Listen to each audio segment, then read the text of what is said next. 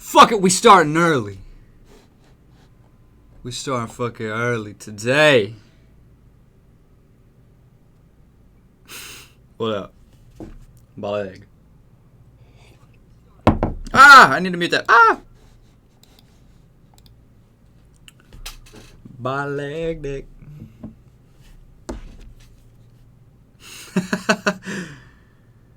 I got your bitch.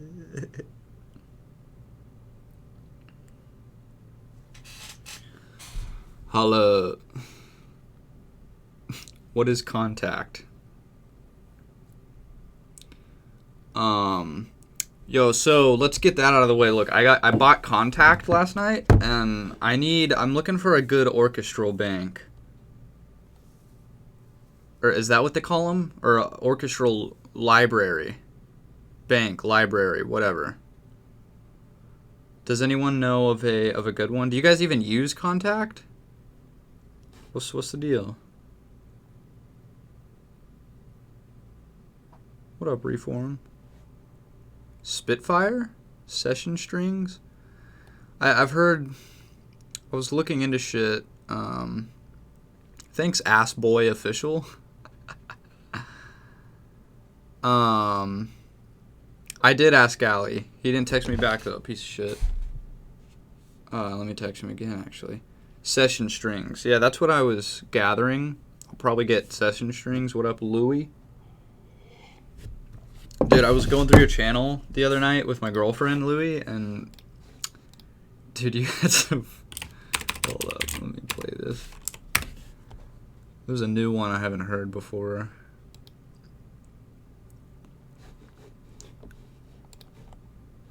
It was, all I want for Christmas, but it sounds terrible. Yo, this shit comes in so hot. Are you ready?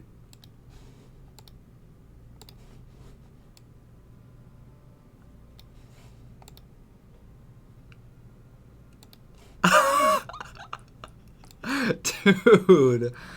Holy shit, that comes in hot. Alright, I mean that with FL Studio demo version.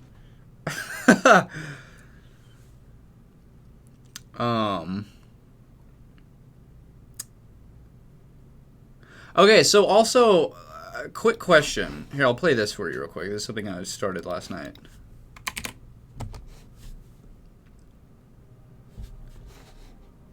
Is that good? Is audio good? I gotta make sure, because I moved some shit around. Oh, I think I have it muted. Hold on. There we go.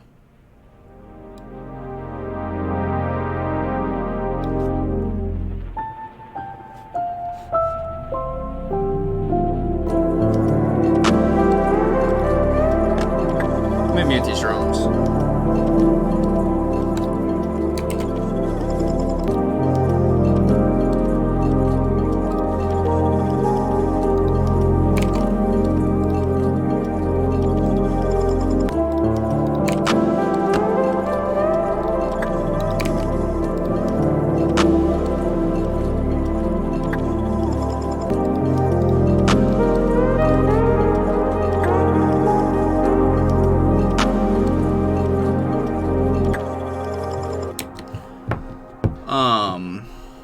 God, okay, so real quick, I have 7 instances of Contact open because something I do not fucking understand is that I'm gonna need someone to explain to me is how... Let's open up a new project because I just want to figure this out so I can move on and use Contact. Yeah, sorry, the clipping sound in between bars... I mean, all you have to do... I'm sure there's more professional ways to do it, but if it's bothering me too much, you just fade it. That sound comes from, like, an incomplete wave that's not in the middle, that's not stopping directly in the middle of a signal. So, like, if I have a recording from the Prophet and I cut pieces around, so you have to crossfade them into each other to get rid of the click.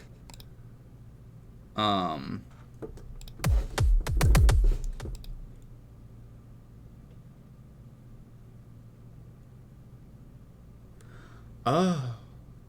Oh. Okay, so hold on. So here, we've got Contact open, and this is something I don't fucking get. So I've got all these instruments here in the factory library. Let's try, like, let's just open some strings. We'll open a cello. So that's all good. And I've got my different articulations. I'm trying to get my sustain pedal.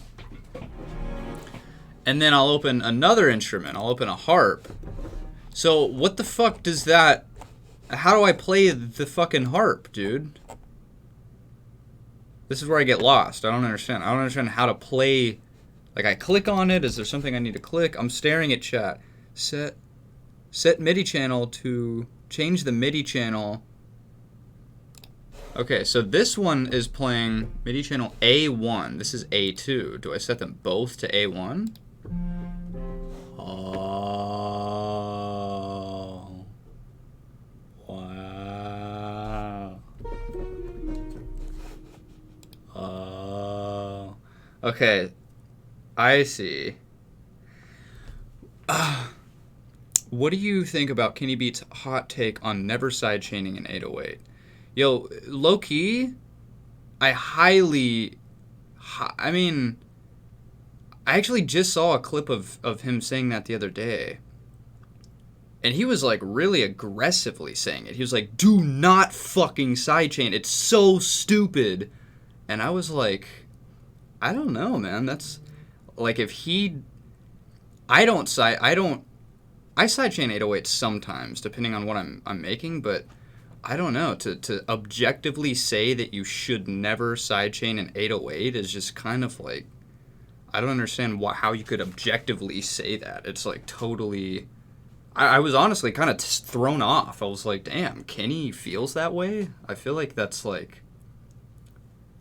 I think he said something like, if you're making house music, you can sidechain, sure, but don't ever fucking sidechain 808. And I was like, I don't know, like... I sidechain very, very often. You guys see me sidechain pretty much every single song.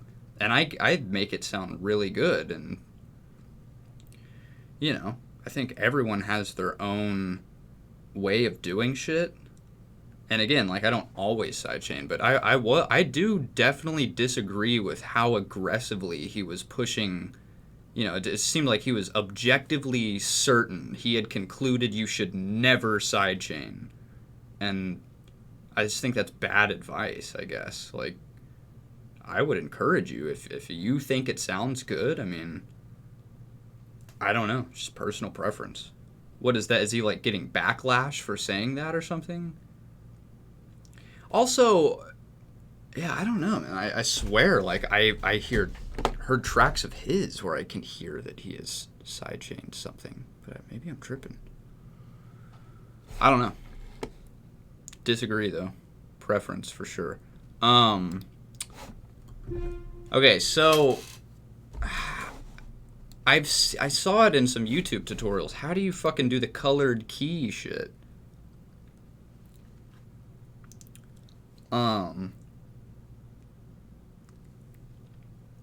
Yeah, sidechaining, I mean,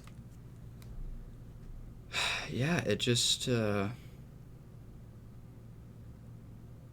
yeah, he was saying, you know, if you sidechain your shit, it is not gonna hit. And that was just like, I don't know, man. I think it definitely can still hit. Like, I just didn't understand where all the passion was coming from. Exactly, Imagiro. It's like saying, like, if you EQ your shit, it's not gonna... It's like, that's just such a broad statement that it's like kind of seems ignorant to make. I know Kenny's obviously not ignorant. I think he just gets very passionate.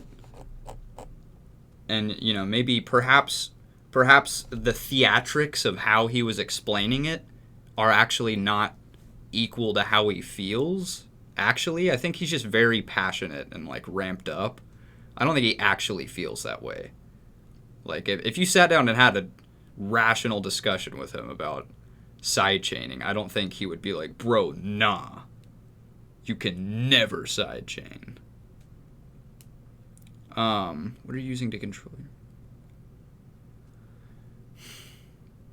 You should sidechain kick. Okay, dude, I've actually been learning a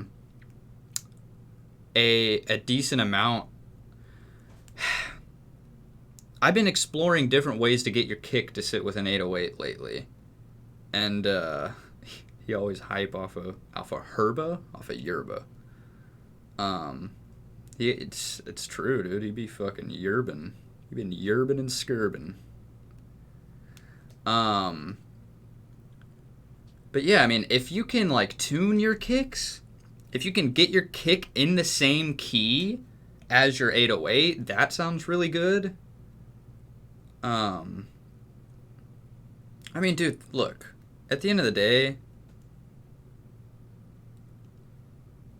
yeah, that's interesting, Alex. But I don't watch in depth his stream enough to see little techniques he's doing like that. But I swear that you're right. I swear I've heard beats from Kenny where shit is ducking on the kick, and I was like, dude, that you're literally sidechaining. Like, do you understand what sidechaining is? Because I actually do something similar. I put all my instruments, everything I want sidechained into a send, and I duck the volume. So I'm not actually sidechaining, technically. Yeah, he did. He did say don't sidechain kick to 808.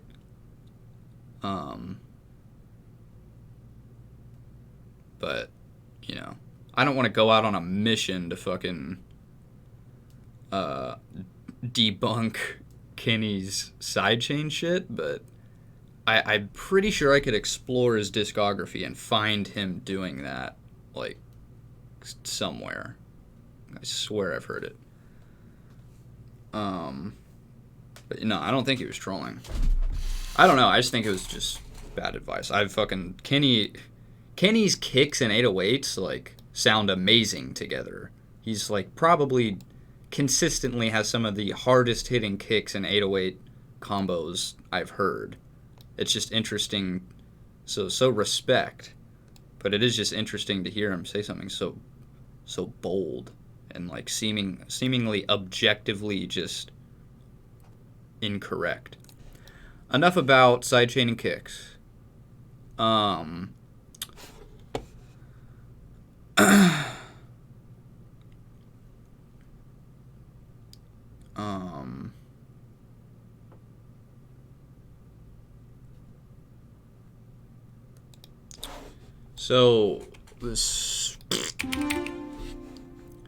So what am I doing here? Oh, let me turn this down.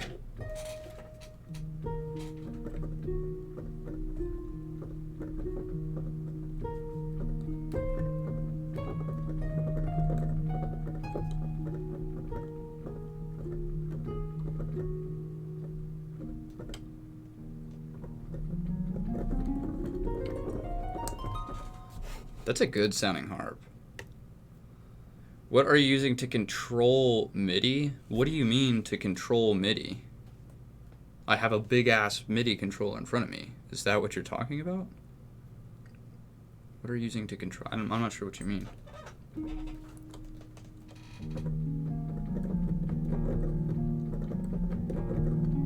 Oh, what kind is it? Oh, my bad. It's just a Casio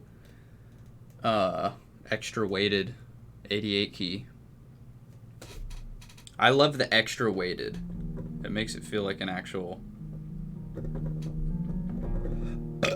piano. And you just get more range of sensitivity.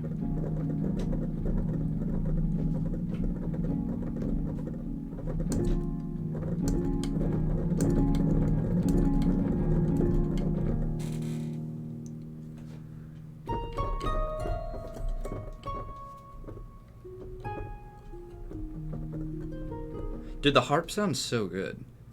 It just instantly makes shit sound like a soundtrack. What up, Jorgen? Thanks, man. I miss you too, brother.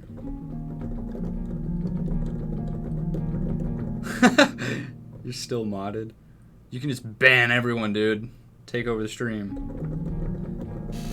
Jorgen, do you use Contact? I could use your help. I need some fucking help. You have a hammer action MIDI controller arriving tomorrow? What the fuck? Dude, Amadro, your upright piano sounds so good. It sounds amazing. Whatever you're playing, and like, I think you posted like an Instagram video, and I'm assuming it's the same thing that was in that track that you sent, like last week. That thing sounds so good. The hammer noise on it, it's got such a good hammer noise.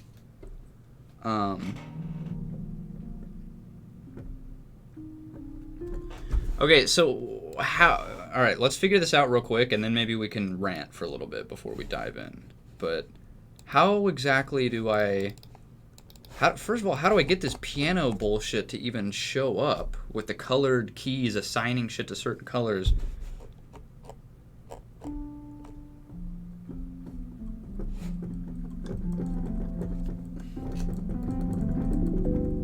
This is a certified hood classic. Thanks for the donation. Mooney Pilos. I don't know how to... I feel like every time I get a sub or a donation, it's the weirdest fucking name that I can't read. Every time, but I appreciate it. Would you ever collab with Kid again? I don't know, maybe. It's just the homie. Arrow facing right. Click it. Top left, arrow facing right. Click it. Top left, arrow facing right. Okay. That? Why would I click that? Is that what you're talking about?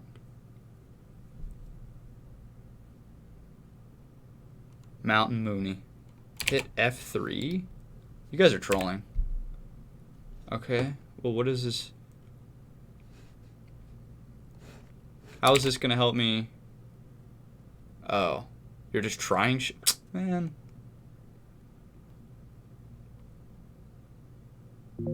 Oh, nice. Amadro, yep. Please come through. I guess it's okay. Okay, so... Okay, I understand now. I understand. Another annoying ass thing. I'm not even gonna explain. Doesn't matter.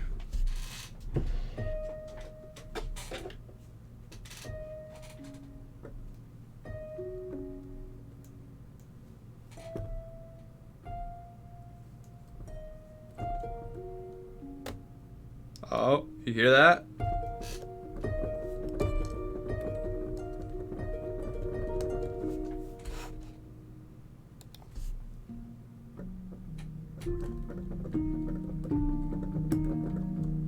I forget how to play it.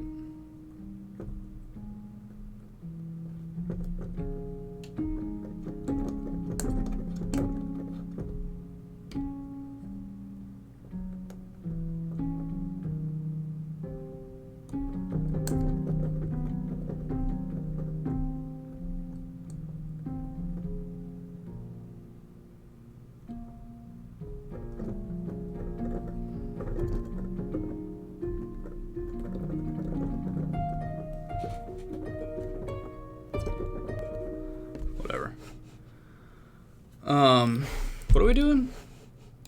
Are we making music, or are we just kicking it for a second? Because I kind of want to bust a chill, talk about some shit.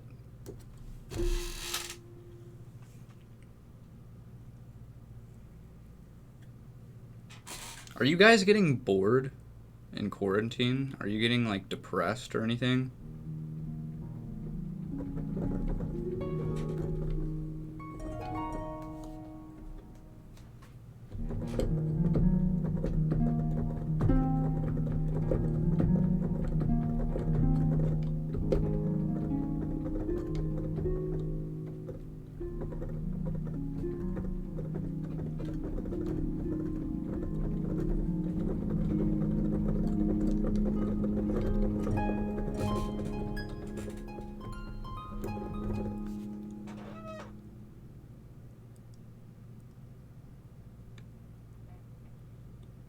Okay.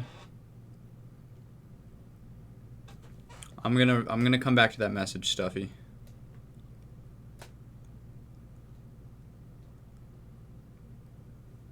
Next to the gear on the top right. The boxy thing next to the gear on the top right. Okay.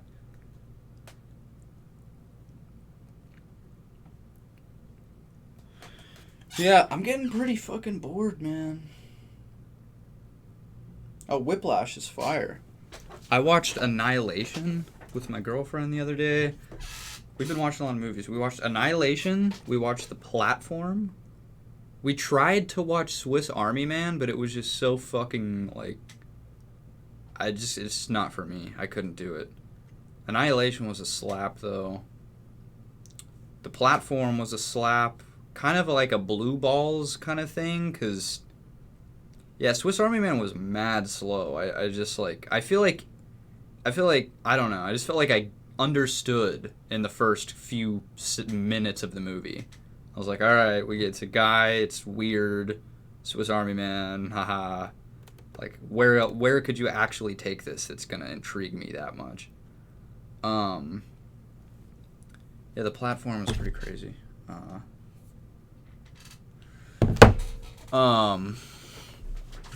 Yeah, I've been feeling kind of funky. Which is interesting. I go into these funks sometimes. Which I feel like is being somewhat worsened by just quarantine life right now. It makes it kind of hard to stream. Parts of the Annihilation soundtrack sound like Flume. Yeah, kind of like Flume. Arca, too. Definitely Arca inspired. Yeah, I went on a walk today for the first time in a while. My girlfriend always goes on walks and wants me to go with her, and I'm just like, a lot of days I'm like, I need to fucking do that more, though. Alright, that's a good place to start, Imagiro. Man, I can't tell you how self-comparison in music is just kind of crazy. I was talking to my girlfriend about this the other day, how it's really fucking hard to know what you actually want. Because there's this, like, monkey brain part of you that sees people, like, doing huge shit. Like, I see huge, like, Benny Blanco or Kenny Beats or... just all these people just doing shit that seemingly feels so much bigger than what I do and more impactful. And it's hard sometimes to not, see that going on at every angle and just constantly feel like you're not doing enough.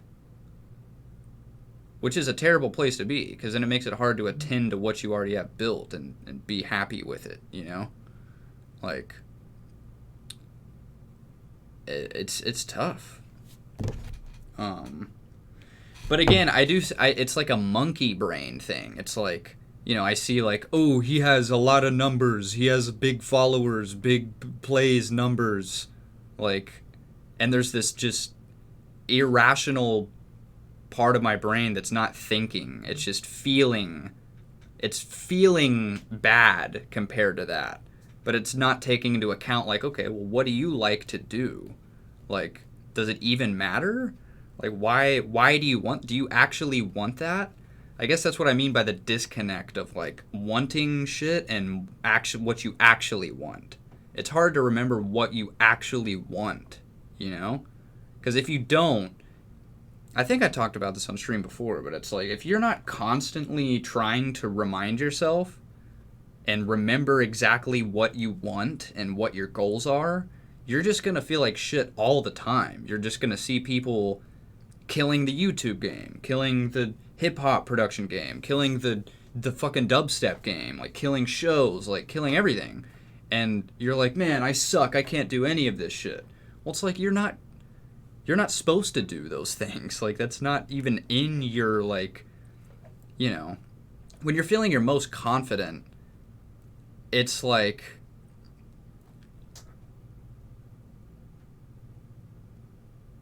yeah, exactly, Jorgen. And that's another thing that you learn. Like, it's a feeling. It's not a thought. If you stop and think, it's like, okay, these people have people they look up to and compare themselves to. Like, no one ever fully feels like they've done it and like they've arrived.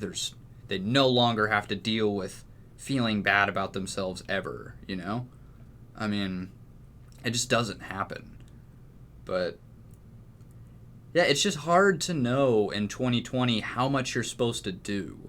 Because, like, at your fucking fingertips, you have access to... Oh. You can fucking see... You can see people... You know, you get on Twitter, you get on Instagram, you get on Twitch, you get on anything, really. I'd say less so Twitch. And you're seeing a super concentrated version of just the best parts of people. Like, people just, you know, obviously... Sorry, hold on. Yeah, it puts it into perspective when people say that to me. Like, when people come up to me at a show or on here or anything, and they're like, dude, like, you're fucking killing it. I wish I was doing what you're doing, man. I'm trying to get there. I'm like, holy shit. That is so weird that people feel that way about me, because I constantly feel that way about other people, too. And, like, I almost want to be like, look, dude, like, I promise you, if you get to where I am, you're not going to feel any different. Like, that's the weird paradox. It's like, you're just, whatever you're trying to satiate is never going to be satiated. Like, there's little pockets of, like, satisfaction. Like, oh, I accomplished that. I feel really good. But yeah, just the whole, just hard to be happy with what you have. I feel like I could be a lot better at that. You know? I feel like I could be a lot better at that.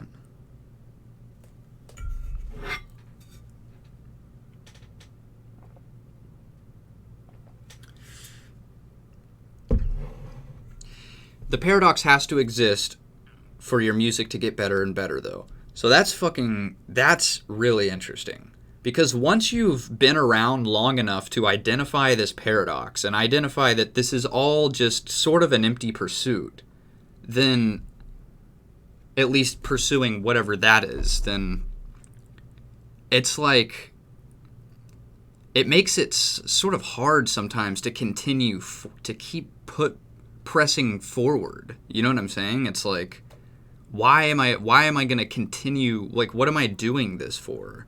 Like, how can I stay hungry if I've realized that my hunger's never even going to be satisfied and I'm looking in the wrong places? Like, you're trying to scratch the wrong itch, you know?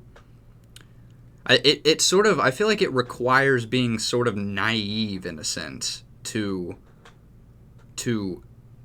get all the way to the top. Like, to be hungry enough to make it all the way to the top, seemingly, like to Justin Bieber level, like, how do you even get there?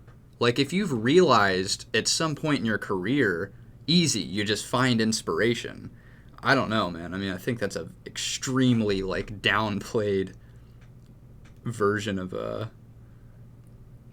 life trying to chase it, then die not even trying. Because you'd rather live life trying to chase it. But what if but think about what if the chase is not making you happy? Why would you rather die?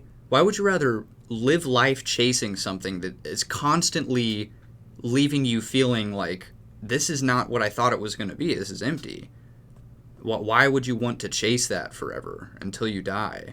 Like, I feel like once you've identified that's what's going on, you need to look somewhere else. Like, okay, how can I how can I be in tune with what I love and just do what I love without constantly feeling like it needs to be huge, you know?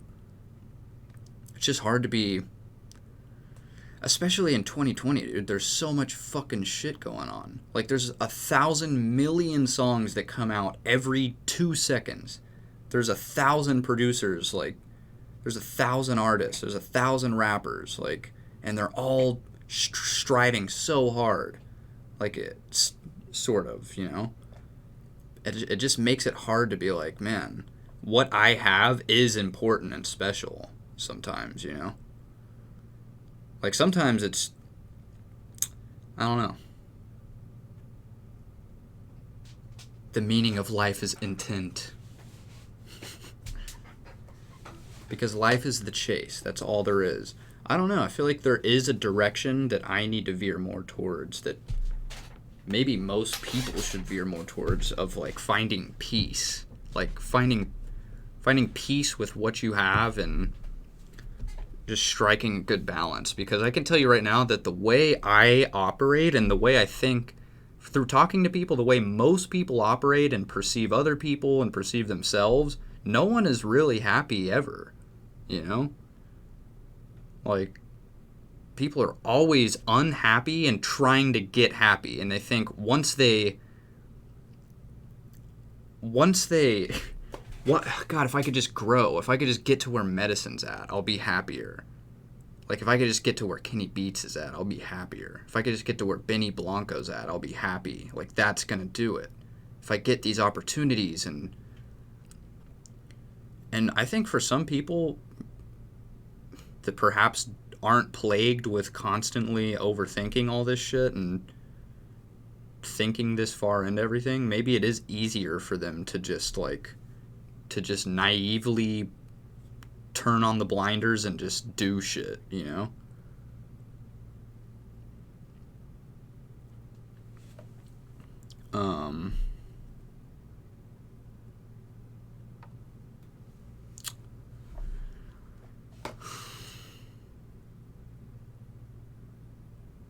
I was just talking to my girlfriend about this today. Someone said the biggest reason I'm unhappy is I don't have a social circle. This is totally a personal pursuit. Yeah, I don't really either, to be honest with you. I think you'd be surprised how many people don't, you know? Like, there comes a certain age, like, you know, when you're a teenager, when you're in your late teens, like, you kick it with the boys. Like, that's all you do. Like, once you adopt some responsibility, you get a girlfriend and shit, it's hard to even, I feel like most people don't really have social circles, like, especially right now. I mean, if you're doing things for external validation, you will never be happy. What if you're doing things for internal validation? But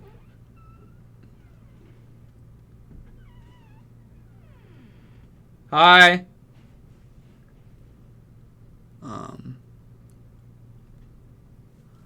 My girlfriend just got home with some groceries. Where are we? What are we talking about?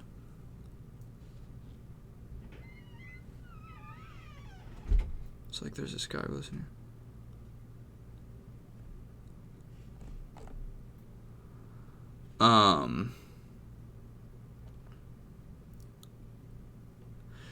As I was saying, what if you're striving for internal validation, but the expectations you have for yourself are unhealthy? Like, what if what you will validate yourself with is, I need to fucking grow, I need to fucking, you know?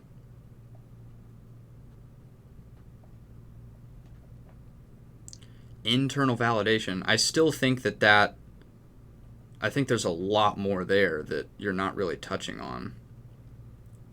Just striving for it. You don't think internal validation could be unhealthy either? You don't think that you could put expectations on yourself that are way too much to where you're never happy and you're never internally satisfied with what you're doing? Doesn't everyone secretly want to be the best ever? Perhaps. Maybe that's what everyone's doing wrong. I think the missing part of that is, what do you want to be the best at? Like, you know, maybe I want to be the best at making Medasin type shit, you know? But sometimes I'm gonna get to some music. I'm kind of running out of steam.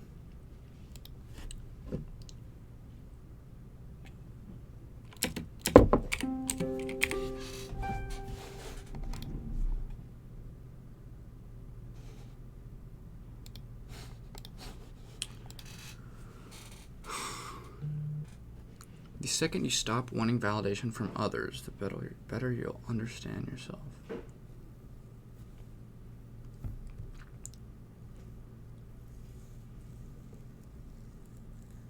Huh.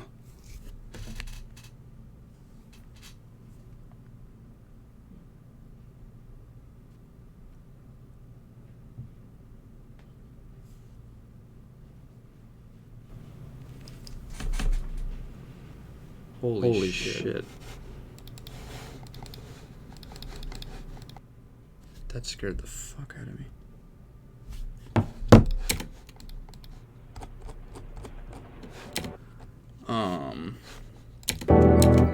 Whoa, sorry. Bro, I was trying to make like a main menu type beat the other night. I think the best thing you can do is keep going and put good energy towards the things you want to accomplish. Make big ass in the world needs it, boy. Thanks, Jorgen. And I'm not necessarily like pitting myself. I'm not saying that I feel bad or I feel like this more consistently.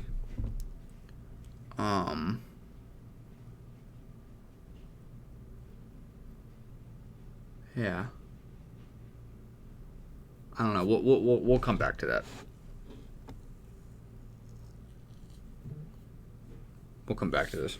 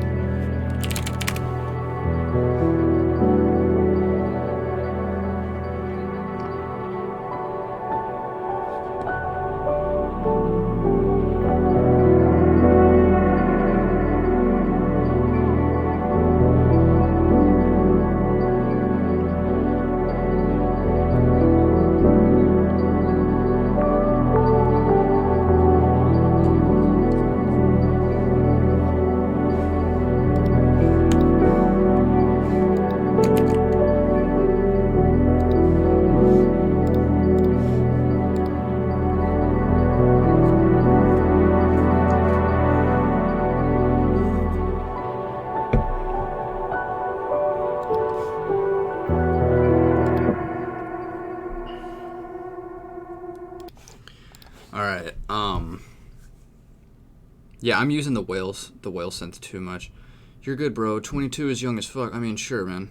I mean, if you think that coming in here and just saying, like, bro, why are you worried about it at 22 is going to make me be like, oh, you're right, dude. Let me stop just thinking about all of this shit and just feel better. Unfortunately, it's not that simple. But, I hear you. I think that's the scary thing sometimes, is only being 22 and already feeling this existentially confused this often. I'm like, God damn, I gotta put up with this shit for this much longer? I'm only 22? I got decades to figure this shit out, which is comforting, but I know I've met people that are 50 and they're still so fucking stupid. Like, I've met 60-year-olds that clearly don't have this shit figured out. Which, you know, we're not the same people, but it's definitely discouraging. It's like, man, is this just the human condition and you just never really figure it out? I need to eat some mushrooms, guys. You're right. Alright, you guys are trying to get existential, I can tell, so I'm gonna, like, I'm gonna keep.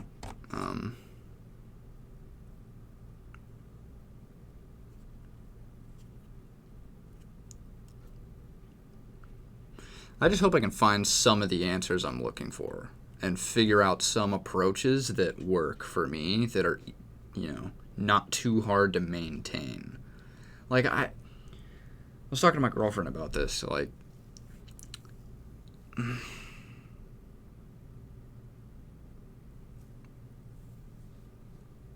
what happened to contact? I don't know.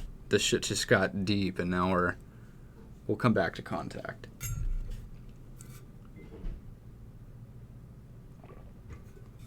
I have yet to really do psychedelics, to be honest with you. I've done them in like small. I've taken half it. Never mind. I shouldn't talk about that on stream. I actually had an idea I was talking about with. I think it'd be interesting to have someone like Kenny come on my stream and talk about this shit, because I'm curious how people like Kenny feel that, are seemingly crushing it all the time. I feel like it could be beneficial for people to hear him say, like, bro, I deal with this shit too. Because it is this weird... Because if he never lets you know that disclaimer, then it can kind of... I feel like that's why I try to tell people that. Like, if you come up to me at a show and you say some shit like that, you're like... like, I want to be where you are. How can I get better? How can I grow? How can I get closer to where you are? Like, my number one piece of advice is you don't necessarily want to. Like, it's not going to do what you're thinking it's going to do. I feel like hearing someone like Kenny say that, and maybe he doesn't feel that way. I don't know. I'm curious to hear how Kenny feels about this shit, because, like, Kenny goes so hard. I mean, that's the main point. Like, Kenny goes so hard. Like, why? It's interesting to figure out people's stories and why they go so hard. Like, I can't even imagine waking up every day and convincing yourself that it's worth it to go that hard. Like, it's very philosophical. It's deeper than just work ethic. Like, oh, he's got good work ethic. It's like, he's got good work ethic. I mean, he also has found a way to convince himself that that's actually a worthwhile way to live his life, is to just work his fucking ass off constantly.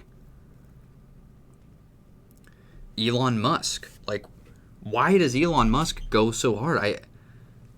It blows my fucking mind.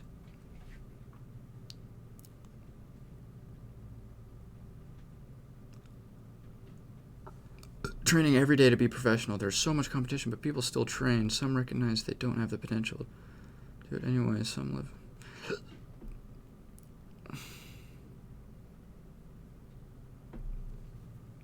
Yeah, Kenny's answer won't be my answer. That's why I'm interested to hear what it is. I'm interested to hear a lot of people's answers, I think it'd be really interesting. And you don't get to hear them. You don't get to hear people answer those questions very often. Like, I've never really heard, I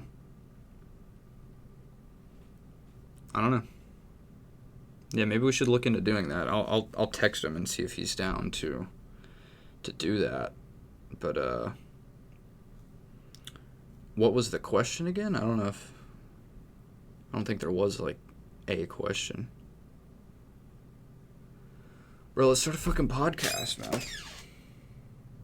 Let's start like a Twitch live stream podcast hybrid. Play the main menu beat.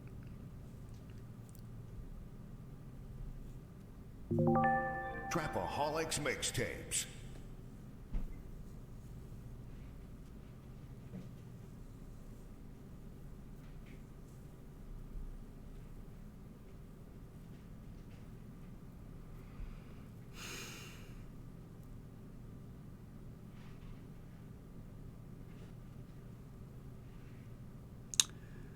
My uncle made crazy about ours. They're straight up amazing. He has like 60 pieces of ours, but he hasn't shown anyone. It honestly blows my mind. I hear other opinions or put a price on it, it will affect my direction. It's always blown my mind. Yeah, you know, like, I think of that, reading that made me think of Sam G, because Sam G is someone who I've always been really inspired by, just in how he's so good at, like, tuning everything out. Like, we sort of came up at a similar time. I feel like I played the game more than he did. Like, I was doing the remixes and playing the big festivals and shit and doing shit to grow.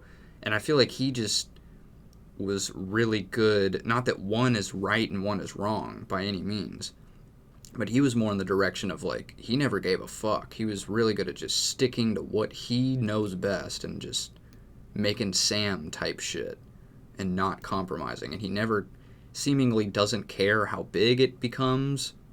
Like, he doesn't care how popular it gets. Like, it just doesn't matter to him, seemingly. Maybe it matters to him more than he lets on. And that's just something we'd have to dig out of him, but maybe it sincerely doesn't. You know? Maybe people like that.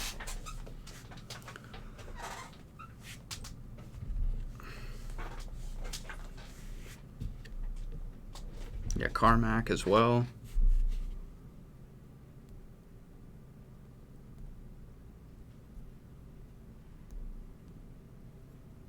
I definitely make music for myself. Motherfuckers talking shit. We're showing love, dude. How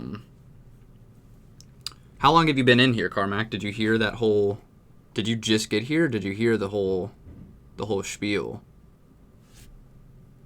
Are you just walking in, or are you trying to include yourself in this conversation? Because I feel like you could offer some good... I was talking about how people like Sam G... Man, how do you catch Carmack up on what we're talking about? We've talked about a lot. We've covered a lot in 1 hour. Long story short, I was making the case that Sam G is an example of someone's, and they pointed out you're an example of someone as well. What up, Joey? That has always, seemingly from the outside, it seems you've been really good at continuing to just do what you love without getting too lost in the hoopla of, like, man, it's not getting huge. It's not like, I'm not growing. I'm not taking over the fucking production game. Like, it just doesn't matter. Like, Sam's just always been Sam, and that's what he's loved doing. And getting to a state like that, I feel like, is super fucking beneficial. Like, sometimes I feel like I'm caught in the purgatory of, that's how you take over. That's literally the irony. Like, that everyone that's ever taken over, that's exactly how they did it. Seemingly. I mean, I don't know. I couldn't say that definitively, but I think there is a lot of people that are also super motivated by numerical growth in a slightly unhealthy way. But I don't know. It's interesting. Carmack, do you care? I'm interested if you could just give us a really honest answer. Do you care about numbers at all? And what is your relationship with numbers? Like, how big a song gets, like how many followers you get, how much interaction you get. Like, do you sincerely not give a shit at all? Or do you give a shit what you consider to be a healthy amount of a shit? Like, how much do you let that, and do you let that care influence the decisions you make creatively, or the tweet that you will send, or the Instagram post you will make? Like,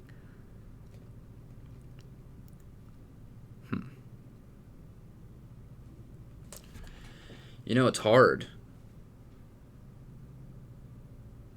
Yeah, this is hard over text chat. We could Zoom. You could hop in Discord.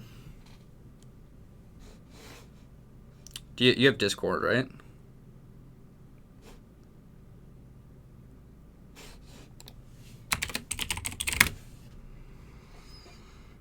Oh, why is it not? Oh, there it is. Yeah, just click that link.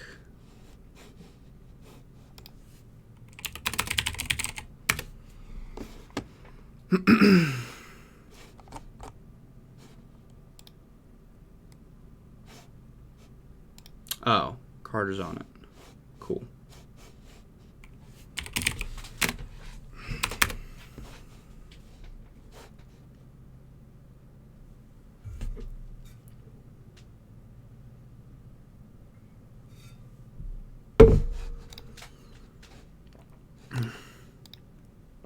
I think I need to add you as a friend before I can call you.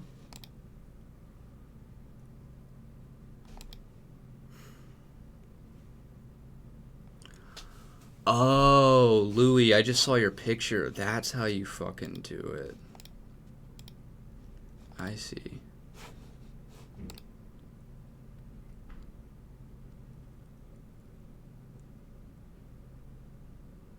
Alright, how do I...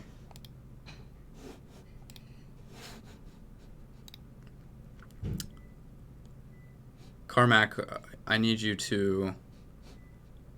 I think accept my friend request? I think that's what needs to happen. Oh, no, I can just call you. Oh, no, I need to be friends with you. So you gotta accept my friend request. What if he just dipped? Like, we go through all this effort and then he just disappears. You did great! Sober Rob in this piece. Well, while we wait for Carmack to hopefully, I hope he didn't just dip. We'll see. But while we wait for him to accept our friend request, we will play this main menu type beat.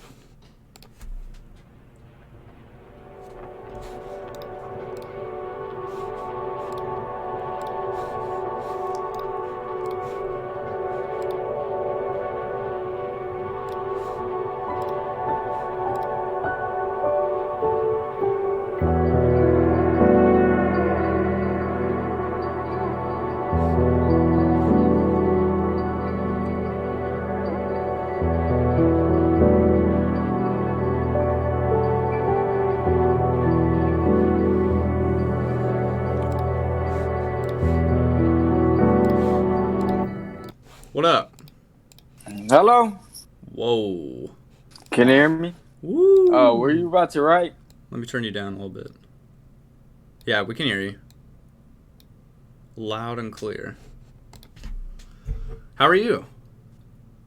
I'm chilling, dude. Just starting my day late. 5 o'clock over here. It's LA. Damn. Do you stay up late? I do. We stay up till like 3, 4, 5 in the morning.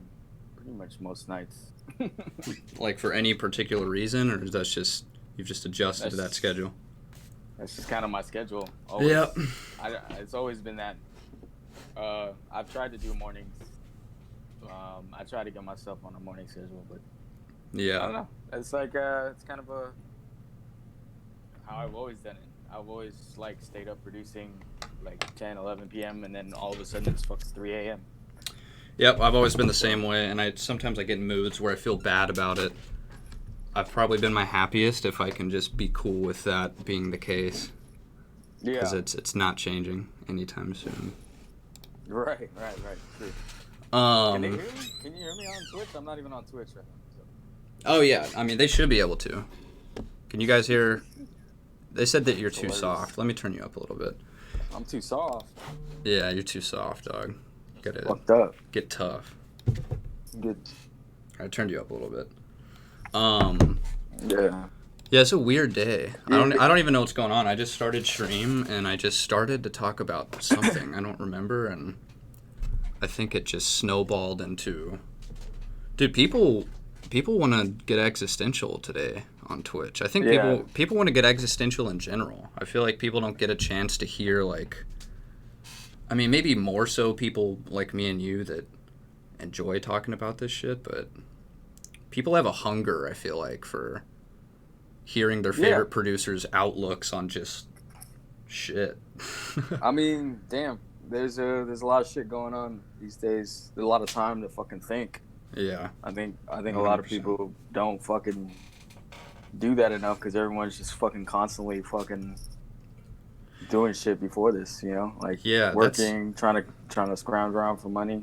Yep. That's what happens when I think we hit a apex of just running around and like acting like ants and constantly working, And it's Yeah. like, and then all of a sudden this happens and everyone's forced to stop and actually use the brain function. It Totally. takes time to think about shit. It takes time. You can't just fucking, Yep.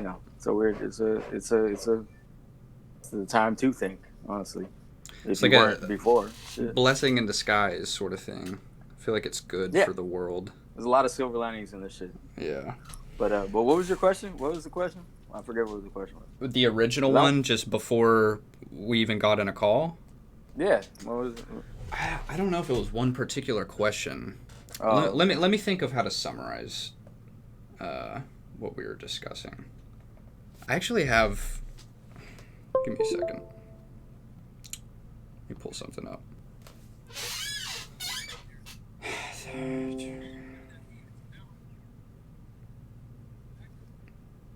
Also, I don't want to bother your fucking producer. Like, I don't want to bother you making shit too. Oh no, I honestly I hardly feel like making shit, so I'm glad that this is happening. What? I don't want to be a fucking distraction. No, not at all. I this is honestly what I want to do. And it's funny, it's ironic. I said this right before you got in chat. I was talking about how I had the idea of inviting Kenny or you or people on here to talk about shit exactly like what we're discussing. Maybe I summoned you on accident, but I don't know. I guess do you have a hard time staying happy, with? I guess I want to say with your career, but I feel like for people like me and you, our careers and our lives are so synonymous with each other that I guess it's the same thing. Do you have a hard time staying happy or fulfilled or content with what you have? I mean, usually when you have a job or a career that it becomes synonymous with your daily life or whatever your overall life happiness, but it doesn't always have to be synonymous. You know what I mean? Like keeping your career separate has always been kind of a key to happiness for a lot of people that work, say in the business sector, or lawyers or motherfuckers that know how to turn that side of them off and then go home to their family and kids and just become a parent or become someone else, But yeah, obviously we're human, so we can only, or we're not fucking robots, We can't. There's no off switch for certain things in our life. And plus that goes doubly to us because we are part of the creative industry, which means that our creative output is dependent on our emotional health, That's why a lot of musicians and people, that are quote unquote unstable in their lives or fucking reckless or just depressed or overall crazy, just they either pop off in a huge way because, that's just such a vulnerable place to create, or they die early, or for any reason, they don't. Are you saying that would be an example of someone that's completely on one end of the spectrum of putting it all on the line with this music shit, having less balance? Yeah, I mean, having less balance is indicative of being. I mean, again, music is not an indicator of personal balance. I can't listen to.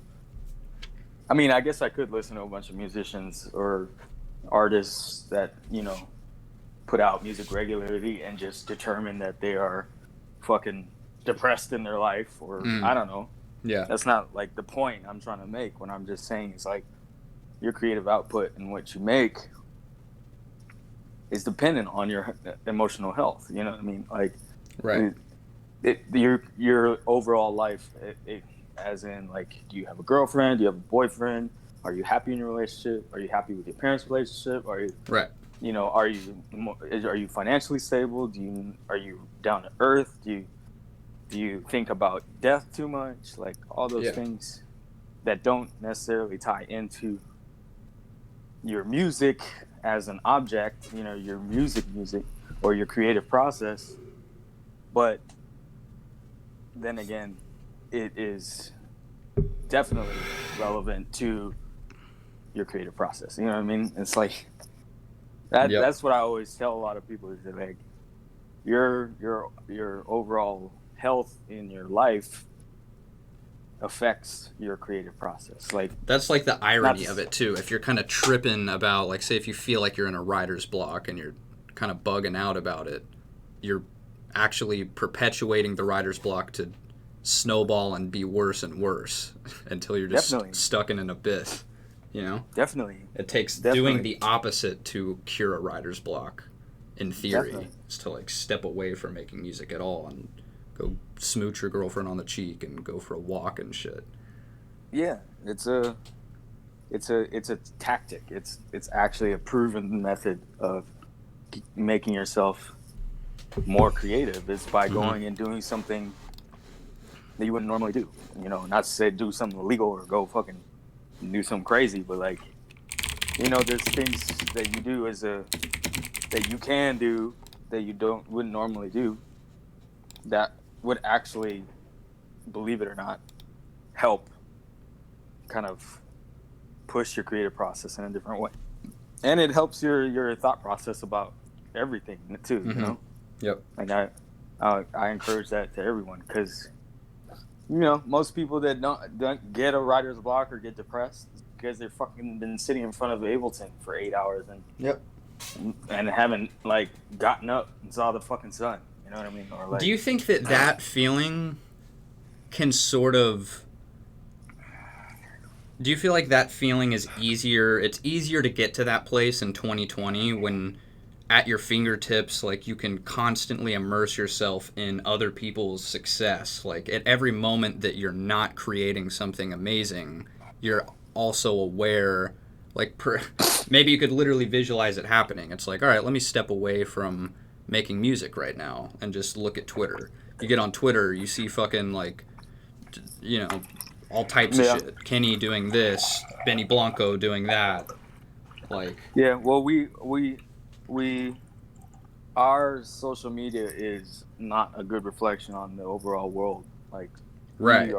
We've created a world within social media that's catered to our own interests. So going to Twitter and going to, you know, Instagram for kind of outreach is a little bit of a back step, because you've already followed all of your favorite producers. You've already clicked all of the shit that you would probably click because you're a producer. Yep. And all of that shit is now catered to you as an aspiring, or not only catered to you, but it's also like a hyper concentrated, like, everyone putting their best foot forward. Like, you're seeing a distorted version of reality, and it can be easy to just compare yourself to it. Definitely. Subconsciously. If you ever, like, if you ever have a friend that is completely removed from the music industry, I don't know, it's hard to find. Like, I have a couple people that I know that use social media. Just, if you go through some of their social media, like, just not, like, personally, like, go through the DMs and shit, like, just see what's catered to them. It's gonna be completely different than you. Like, I have a homie that, you know, teaches 200 kids how to play basketball, and, like, his fucking catered interest is all about basketball. Like, he follows, like, all his shit is all about, you know what I mean? And it's like, but it's the same kind of hyper concentrated, you know, distorted thing, because that's just how it goes. Like, yo, real quick, if you ever want to learn something about someone, just look at if you can get on someone's laptop and see their YouTube recommendations, it's like looking at someone's fucking penis or something. Like, that shit is so vulnerable, dude. I've opened it on stream a couple times, and it's like, all I get recommended is, like, ASMR and fucking, I'm just like, oh, you guys aren't supposed to see this shit. Anyway. Yeah, it is. Just go through your fucking history. Hey, Medasin, open your fucking history. Let's get real personal, bro. My history's clean, dude. I keep that shit Never mind. Ooh, yeah, me neither. Never mind on mine. Never mind. But yeah. Yeah, I feel you. I think that, you know, the creative process and overall health is it's a yin yang thing. You know, it's connected and it's not connected. Because like I want to be able to. Do I you feel want to be like? able to. What's up? What's up? What's up?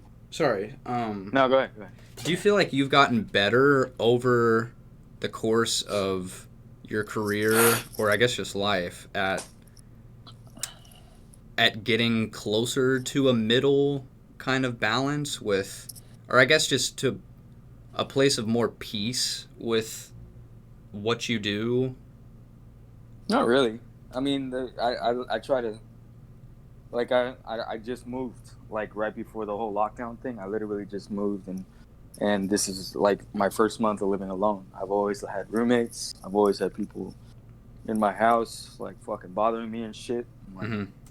so like this is literally the first month or the second month actually. I'm in the second month of living by myself, and it's kind of, is it coincidence? I don't know that it would happen right as this shit is popping off or we can't leave our houses, but like I have been finding a lot more peace and just, you know, having my own space to create. I think we as creative individuals, we tend to be influenced by a lot of outside. So like that's why we are creative, is because we're so receptive. We're so fucking receptive to the outside world, both negative and positive, and we're so, you know, drawn in and curious individuals. Sometimes it feels like being a true artist is sort of like being an emotional martyr, you know? Yeah, definitely. It's like taking on, I mean, yeah, all the good and the bad for the sake of making art out of it, which is sort of like a dark way to live life for too long. I mean, hey, like, it's beautiful too, though. You see it. You see a lot of artists that go out like lights, man. They burn too bright and they go out. So it's like, you know, it's you can't expect an artist to separate himself from his own feelings. Yeah. You know what I mean? Like that's not the name of the game here. Like the name of the game is to be able to, you know, I mean, even finding a balance is such a subjective thing because your balance shifts at every point in your life. Like, okay, I don't have any money now. Where's my balance at now? Finding balance. Okay, I just came up on $100 million, and I feel suicidal. Where's my balance now? You know what I mean? Like, like balance objective in itself, and you know, it's so. I think keeping things a lot simpler than your brain makes it helps with balance. You know, what do I need in the immediate? What do I need in the moment? There's a lot of ways to do it, man. I don't know. Money is an interesting one. Oh, I thought I just heard SpongeBob. It sounded like the SpongeBob thing. What was I about to say? Yeah, it is interesting. Like, once you get to where you're paying your bills and then some. Yep. I feel like I'm still sort of in the phase where I'm reassessing like why I'm doing what I'm doing, you know? Good. Like, questioning is always good. Yeah, because, you know, I'm living with my parents, I'm making money, and it's all very neurological. Like, I'm getting a lot of dopamine from selling a sample pack, for making $1,000 off a sample pack when I'm like 17 and I'm making no money. It's like, holy shit, my brain is like, keep doing that. And my parents are like, holy shit, good job. This is actually a career and you're not a fucking stupid SoundCloud kid. That's awesome. And it's like, yeah, I love that my parents feel that way about what I'm doing. And you keep doing it. You know, people from high school praise you. They're like, holy shit, dude, you're doing big shit. Good looks. You're making it. You're doing it, bro. And it keeps doing it. It does have a somewhat of a ceiling, though, for how much, you know, again, that, like, I'd say the first couple years of, like, popping off, there's a lot of dopamine there. Like that's kind of how you pop off. Is like the dopamine is telling you keep fucking doing this, keep going, see how far you can take it. And you go and you go, and then boom, like you land at a place where, you know, like I'm sitting in this nice fucking studio that I have built. I'm not really worried about bills right now, and I've lost. That's number one. That's number one. Being an adult is getting to a place where you can support yourself. You know what I mean? That's like a really good barometer on where you are as a person. You can just at least take care of the basics, like, okay, I have a roof over my head. Okay, I got some food in the fridge. Okay, my health, I'm not fucking like falling apart at the elbow. You know what I mean? Like, and that's there's a lot of things that we can control in terms of basics as a human. That will, you know, am I exercising? Am I eating good? You know what I mean? Like, these things are pretty basic things that'll help with your overall happiness. And like, then again, you know, there's a lot of musicians and artists that fucking deprive themselves of that shit and sit on a couch, you know, shooting up, playing guitar. You know what I mean? And that's just their reality, and that's their balance, and that's their comfort. So it's like, I don't ascribe to that. That's not who I am, because I want to fucking, you know, that's just not who I am. Right. So it's so it's almost, if you what is it? Someone's hierarchy of needs. Do you know what I'm talking about? It's where, like,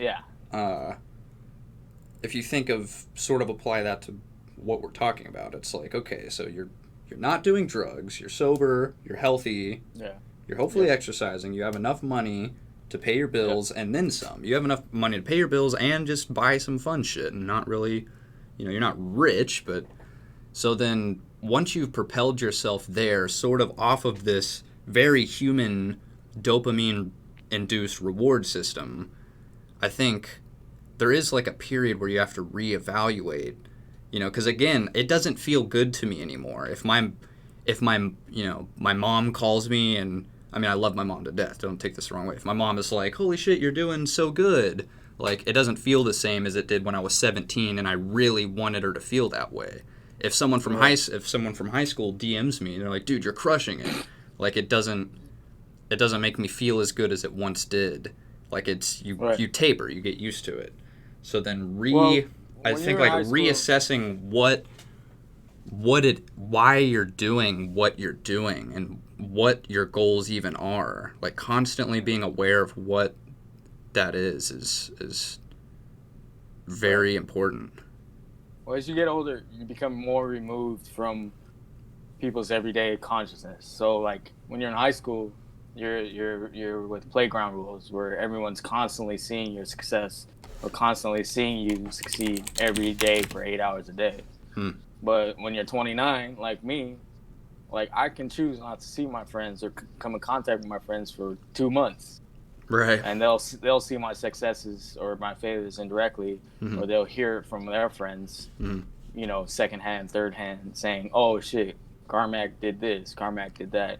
What? Carmack fucking did what? Okay, and their perspective or their rating of you is not in your face all the time. You know what I mean? So it's like, once you get that, I tend to get and take a lot of criticism with a grain of salt, both good and bad, because they really don't know what the fuck I've been doing. Nobody knows. Right. I'm you know, I live alone now. You know, I sit here and make music alone, and it's like, you don't really know what the fuck I've been doing. You know what I mean? Like, so usually someone say, fucking, you fucking did a great job on this. I say thank you and move on. Oh, you fucking, you know, you did some dumb shit at your show a month ago. I heard it from a friend who went to the show, and I say thank you for your criticism and move on. You know what I mean? Yep. If I was younger, then I'd probably take offense to it. I don't know. Right. You see a lot of. I don't know. It's weird. I'm 30 now. Like, I really can't think about a lot of motherfuckers, you know, judgments of me enough to affect my life, you know. Do you think that you But still get a positive validation from people? definitely. Oh, I'll take that validation. I You'll mean, take these are it. the Do you, ways. do you think that Yeah. it's a fuel source?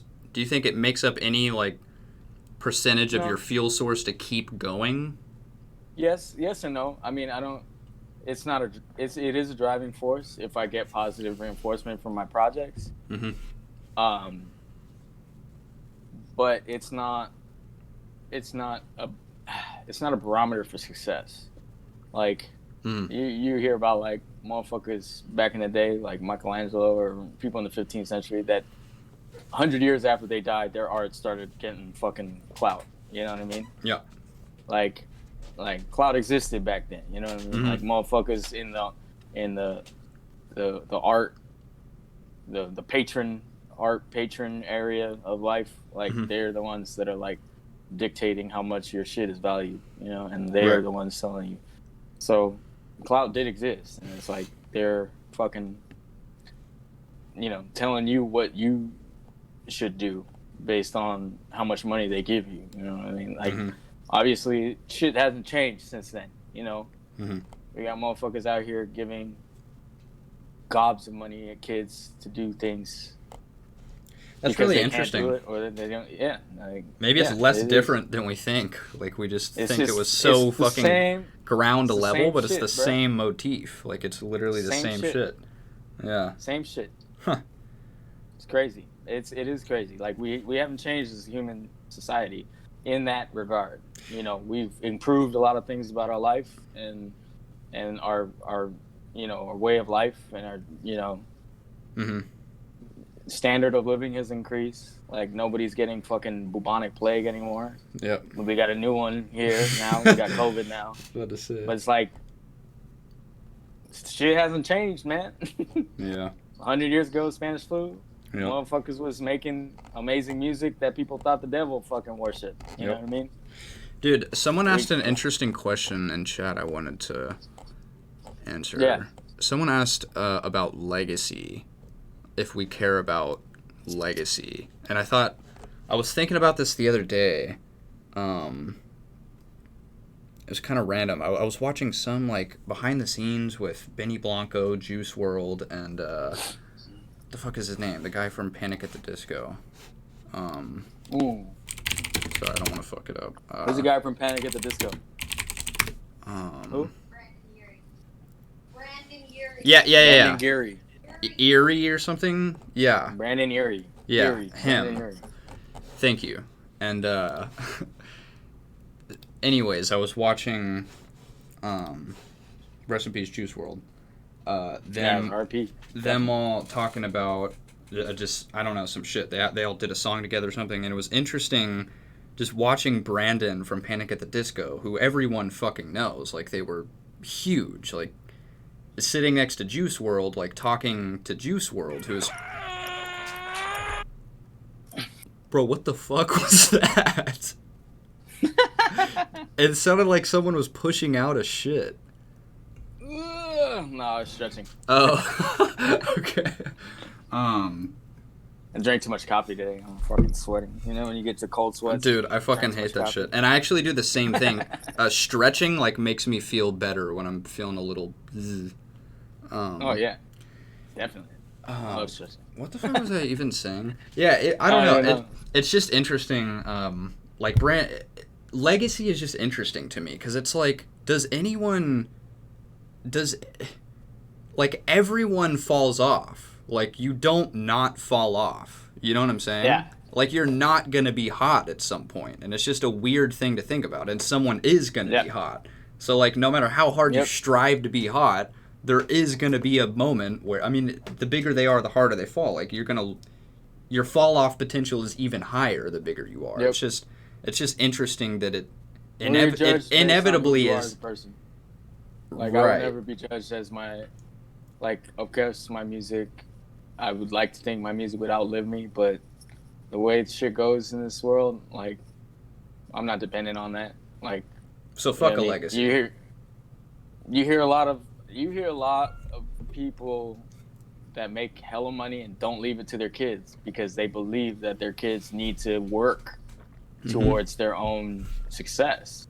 Like part of the human struggle in life is to struggle, is to actually go through something with your friends or alone or with your family that would depend on survival or depend on you making decisions that you hope to never make this again. You know what I mean? Like that's just, it's just like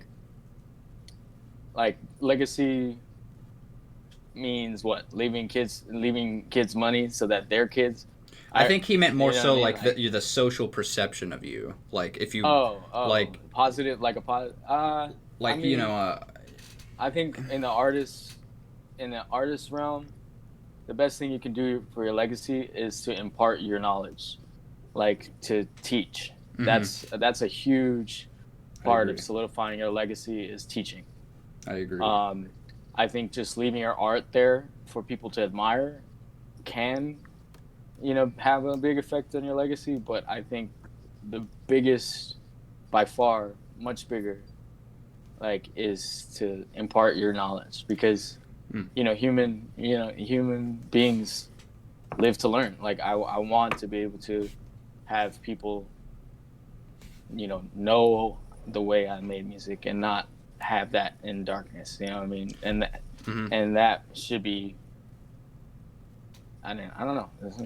Is there anything you'd like to pass on beyond teaching music? Huh? Is there anything you feel strongly about teaching and passing on outside of like the mechanics of how to make music?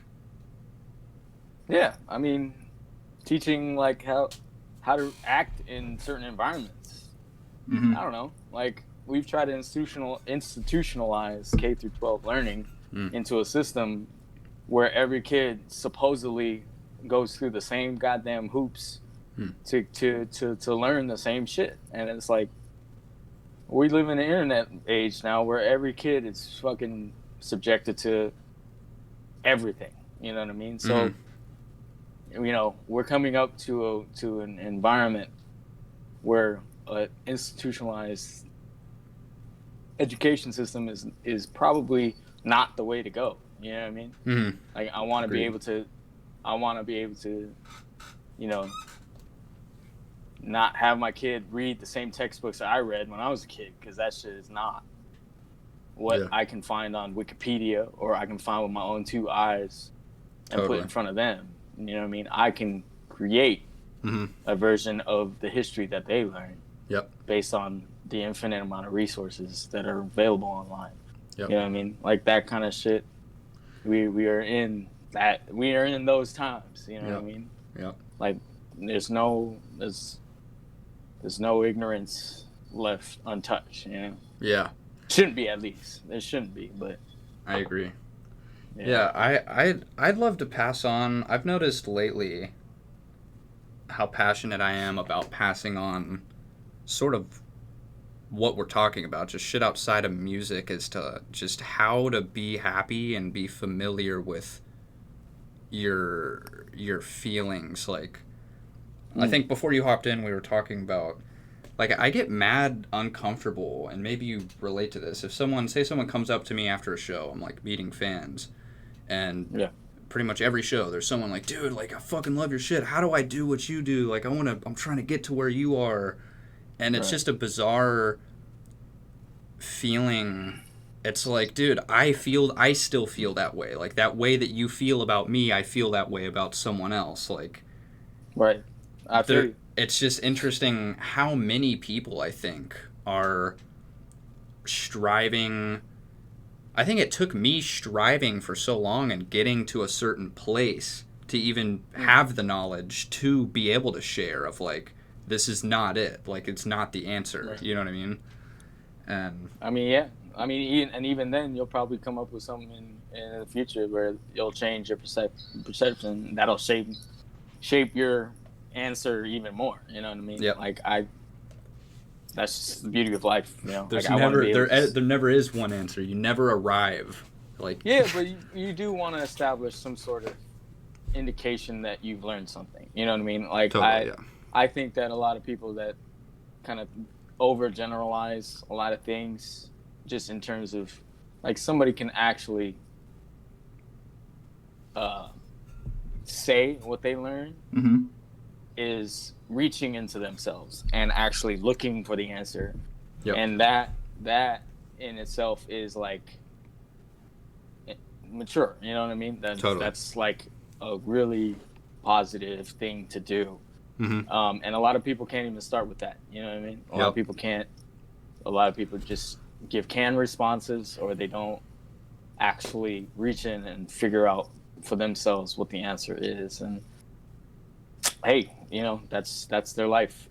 But some people might not even have the capacity to do it. Creatives, though, they don't because they don't apply themselves in that way. They never have, or they had a dad that never did it, or they had, you know what I mean? They never had a dad. You know what I mean? There's so many different ways to actually answer that question. But I think the crux, the solution, or at least in my opinion, is to never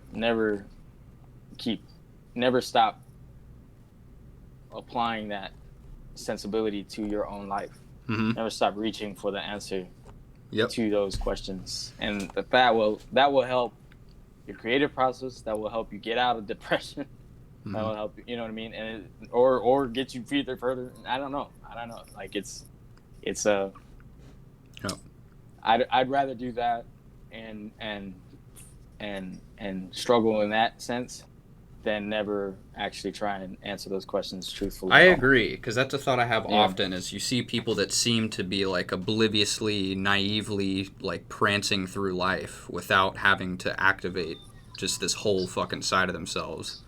Sometimes I feel jealous of that, but at the end of the day, I don't know. I feel like I'm working. I feel like I'm getting closer to answers, and I feel like I found a lot of answers, and I think the pursuit is totally worth it. I think success is not synonymous with finding answers either. Like, you see a lot of kids that find $100 million in their pocket because they made 2 huge songs, and then you got a bunch of kids that look towards them for answers, and then it perpetuates kind of the same ignorance. Totally, because they haven't found the answers themselves. And I think that kind of ties into what we were talking about at the beginning. Is like, I think that just as a collective consciousness of just the youth right now, I feel like that sort of is the narrative of what it means to be successful. And that's where it can kind of get tricky. It's like feeling good and feeling confident in your success and not constantly feeling like you need to be doing more, or like, I don't know. Real quick, someone said something that I thought was interesting. Hey, my phone's about to die, but I hate to cut this short. Yeah, no worries, dude. I'm gonna fucking charge my shit. I got my headphones plugged in. All right, you do your thing. I'm gonna try to actually make some music. This is what we should do this more. You should do this on my channel. Dude, I'm down. I'll come over whenever. Just let me know. All right, dude. We'll catch your stream next time. I'm gonna try to make some music. You be safe. Oh. Either his phone died or he just straight dipskied.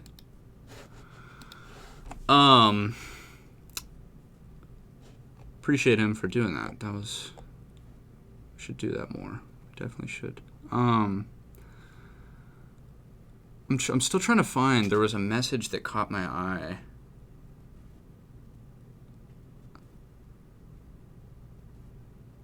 I'm gonna find it. Oh, okay. I'll touch on this a little bit, and then I'll try to make some music. Someone said, being a noob was dope. I was way more experimental back then. I think, dude, I totally relate to that, and that's something that that's sort of what I'm getting at when I paint that picture of someone coming up to me after a show and saying, you know, I want to be where you are, blah, blah, and I'm trying to explain. That's sort of what I'm trying to explain to him, is I'm like, dude, I think I was actually happier when I was in your position.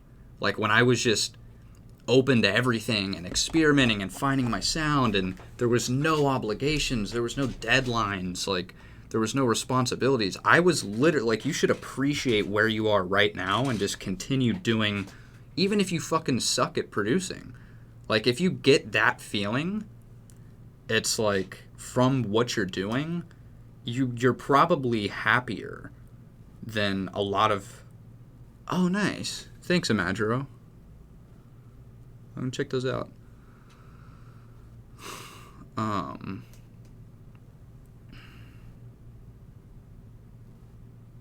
Yeah. Yeah, the beginning is fun. Is it lagging? Let me reset my interface real quick, because that always seems to fix whatever y'all are talking about. Give me a second.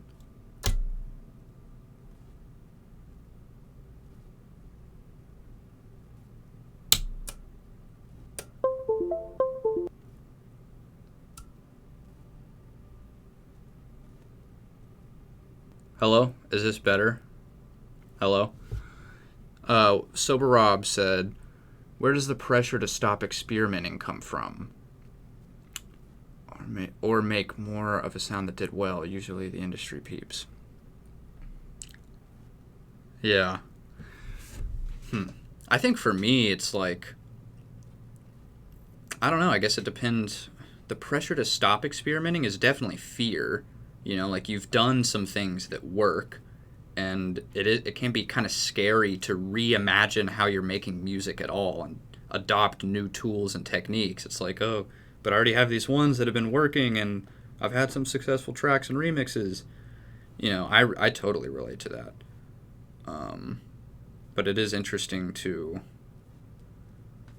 you know, I go into phases. I'm like, okay, right now I'm in an experiment phase. Like, I'm not trying to make anything successful. It doesn't fucking matter. I'm just going to go on Splice, download a bunch of new sample packs, get a new plug-in, just start doing shit that I wouldn't normally do, that I've been wanting to learn and get better at. And I can kind of spend that time refining these new tools, then I can bring them back to where I feel comfortable. You know what I'm saying? Like, I'll kind of be here doing what I know, and every now and then I'll just, like, go out and explore, find some new tools, bring them back to my home base, you know? Because it is risky and fearful, and I wouldn't recommend constantly being in a state of experimenting, unless you're literally an experimental artist, unless you're like Arca. But, you know, if you do something similar to what we do, if I were to just say, fuck everything I know, I'm just going to experiment all the time, then I'd, you know... I mean, if I wanted to do that, then I guess I want to do that. That's all that matters, but I don't want to do that, and I think I would... Not that this matters, but I'd probably lose a lot of listeners if I did that. If I just started putting out fucking ambient, distorted Arca sound type shit. Because I'm constantly experimenting, and I'm not, like, bringing shit back to home base and making it work. Again, I just don't really actually want to necessarily be that person.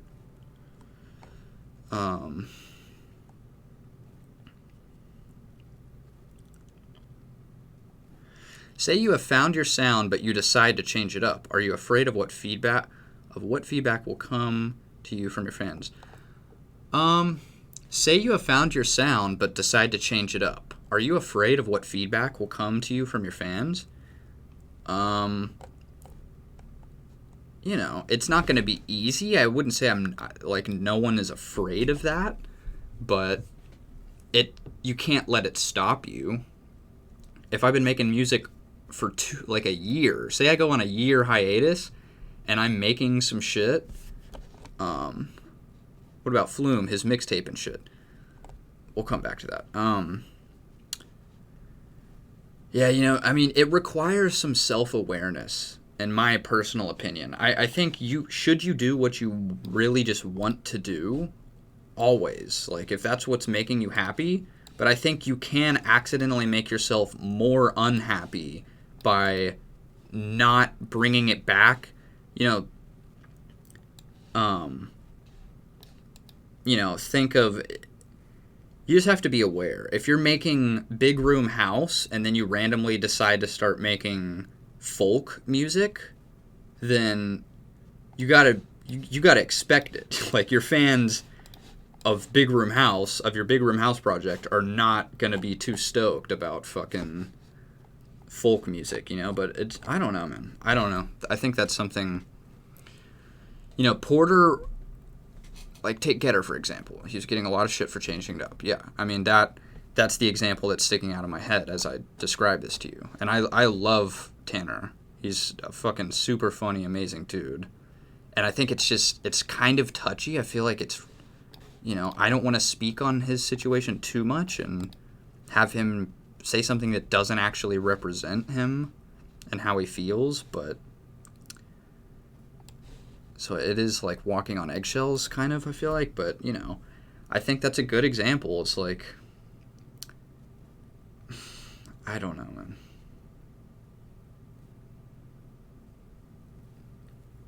I remember when Porter Robinson put out Worlds, and that shit, Son Holo went from electronic to an actual, like, rock band. He did, but the transition made sense. He always played guitar. He's always incorporated guitar. His album 1 has, like, almost all of the tracks are guitar melodies. Like, it makes... That's not... I think that's not as big of a leap as you think it is. He's always sort of been in that vein.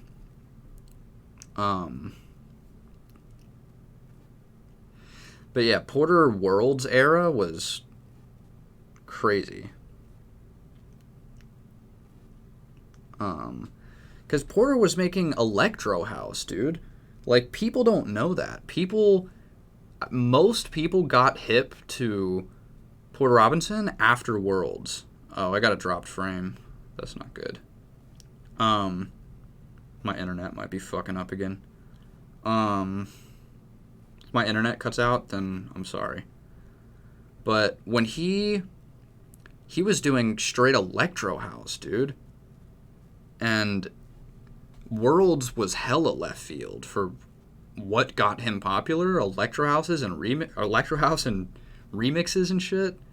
And then he did Worlds, and it was like, whoa, you know? But again, sort of like Son Holo, I think a lot of those elements that you hear in Worlds, of like the melodies and just everything about it, you can hear those. You can hear the seeds of those in his past music. It's not as like 180 as you think. He made it work, you know? And he definitely had fans that were not fucking with it either. I also remember when Skrillex put out Recess. Like, I remember when Skrillex put out Recess, dude, and people hated it. A lot of, like, they fucking loved it, and it's iconic as fuck. I didn't understand why they hated it, but when it first dropped, a lot of people were like, what the fuck, dude? You know, I think it just happens. You just can't let it defeat you. Because if you let it defeat you, then I don't know. I don't know where I'm going with this. I don't know where I'm going with this.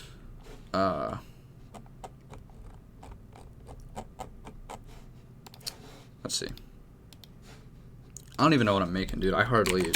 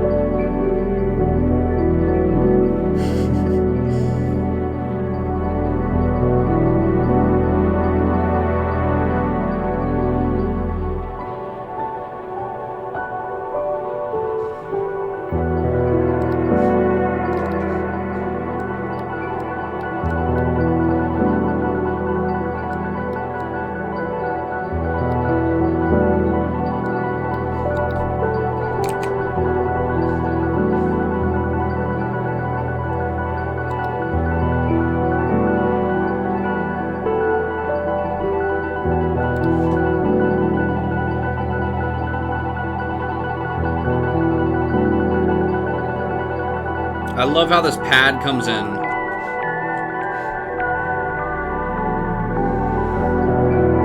Dude, that's so satisfying. This shit.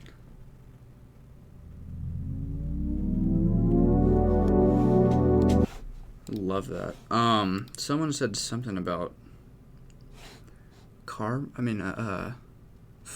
hey bro, you gonna say something about Flume? I don't know. Dude, I've been making a lot of OST shit the past few days. I consider this finished. I just had this idea, like, I've always... Dude, video game music, and I don't mean that as in video game sounding music, not like Super Mario type shit. I mean just like OST, like from original soundtrack. That's what that stands for. OSTs from Kingdom Hearts. We listened to some last time. Kingdom Hearts, Zelda. Like, there's a lot that have really touched me. And I just think it's so cool, like, just making a... You know, you think of, like, Halo 3 main menu music. It's like you're not... When you're playing the game, you're not even consciously... Like, you know the main menu music, but you don't really care. It's just kind of in the background. You're not thinking about it. Kingdom Hearts has such a good menu theme. Say, Kingdom Hearts menu theme. You know it's pretty. You're like, yeah, I love that piano. You don't think too much about it. But you play the game so long, you hear it so many times, that 10 years later, now when you hear that song, it instantly, like, transports you back emotionally to that era. And you didn't even realize you were establishing a connection that strong. But that's what you're doing. When you have these songs playing in the background, like, constantly, while you're just living life, you're with your boys, nerding out on whatever the fuck you're playing, Skyrim, like, whatever it is, like, you're literally essentially brainwashing yourself. Like, you're brainwashing yourself to just associate all these happy memories with this song. And I just think it's interesting. You just don't realize that you're doing it. But yeah, I'd love to make... God, I would love to score a video game. Like, score the menu theme, score...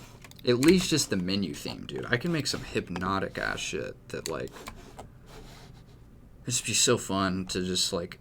give that experience to people that I'm describing that I love so much. It'd be fun to be the person that made that for someone else. Like, to make the song that everyone constantly hears while they just idle at the main menu. And then, like, 10 years later, all those kids that spent so much time playing the game, they hear the song and they're like, whoa, I didn't even realize I would remember that so hard. I think, like, that's such a personal connection I feel to music that's really strong to me, and I think I just want to recreate that for other people. I feel like that's all I really do when I'm making music. Just trying to... That's another interesting thing. It's like that's pretty much what everyone's doing, is just recreating the feelings they enjoy from music. Like, they're just trying to pass on the experiences they like. Like, I'm not trying to make good music. I'm just trying to make music trying to replicate music that's moved me and, like, recreate that connection for other people. Pass it on, if you will. Minecraft, that's another one. I don't personally play it, but I know that the music in it is really chillin'.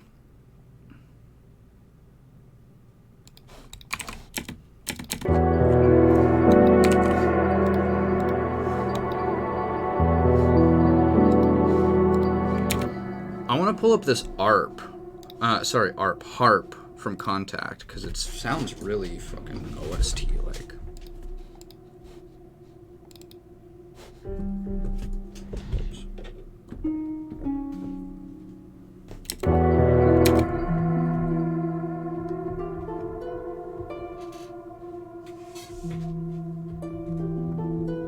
God, there's terrible latency.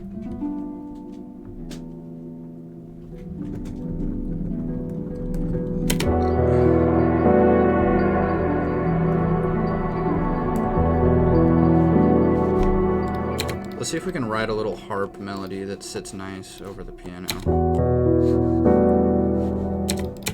I love this wind too. It adds like a really nice texture.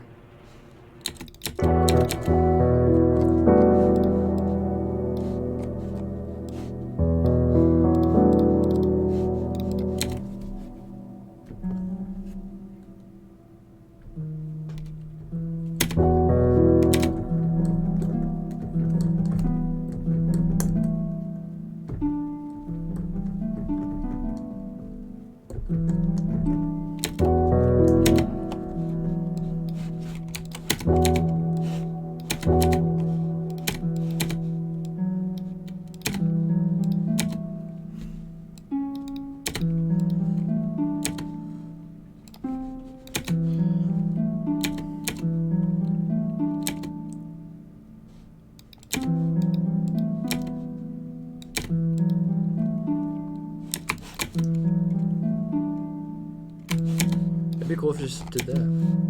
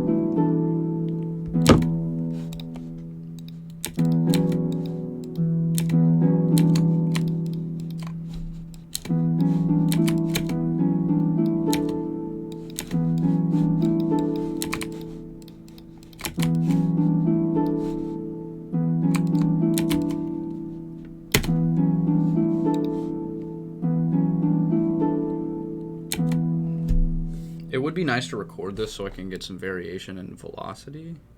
But, yeah, let me change the name of the stream because Carmack is gone.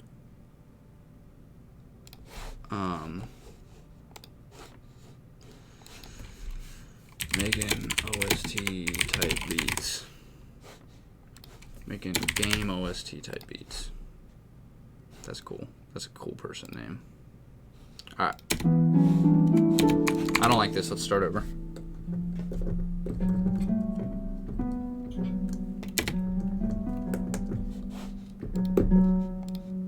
Alright, it's going to be really sloppy because of latency, but that's okay. I just want different velocities.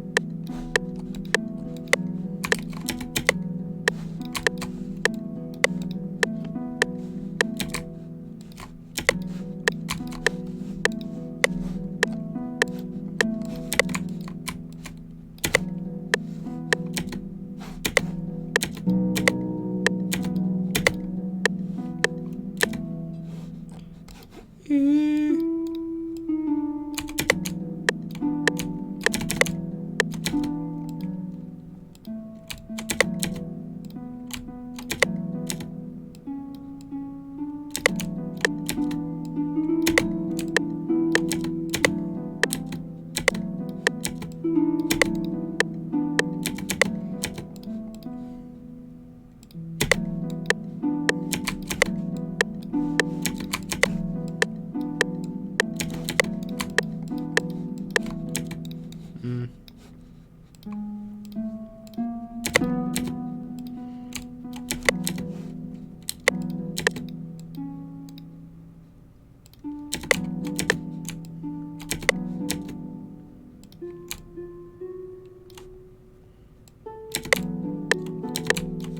That's nice.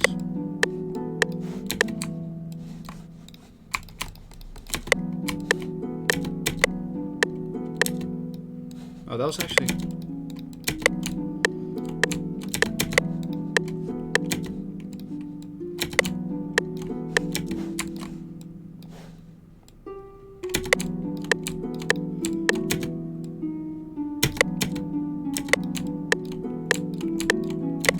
Oh, that's nice. Fuck, really?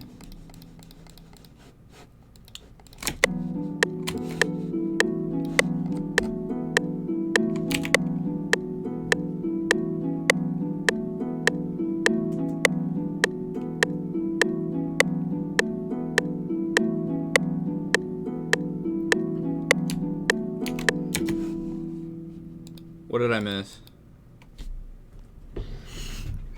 Did someone say some dumb shit? Why am I so... I want to know so bad. Every time you ban someone, I really want to know what happened. I wish that I saw it.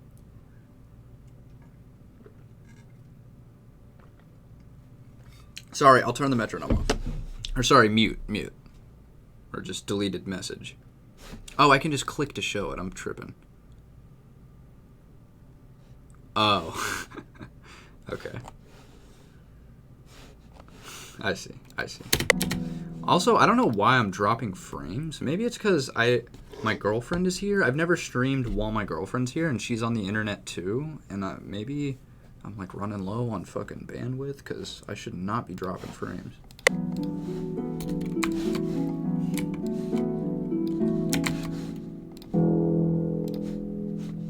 Didn't even go that low.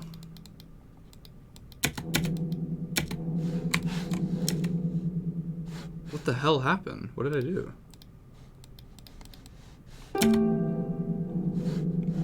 What did I do to contact, dog? What?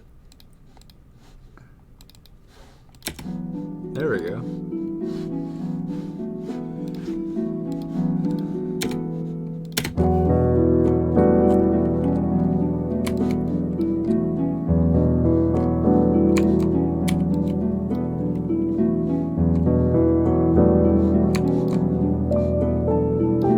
Bring it in right there. So let's see how this flows right now.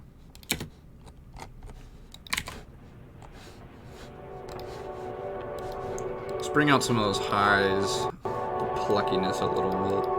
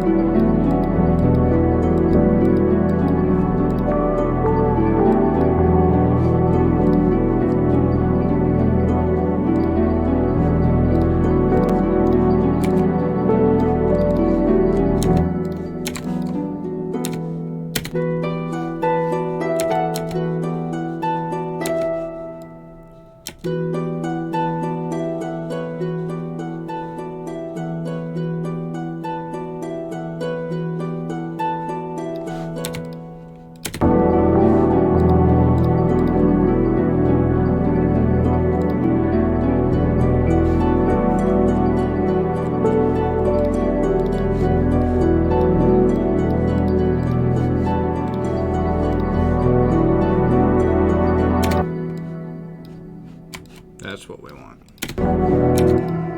First of all, can we just appreciate this pad? You know what? I tried to exaggerate it by dropping this pad out, but I moved everything. So let me...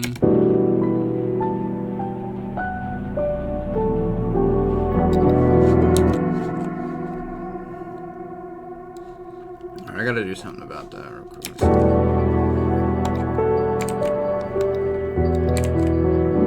That's okay for now.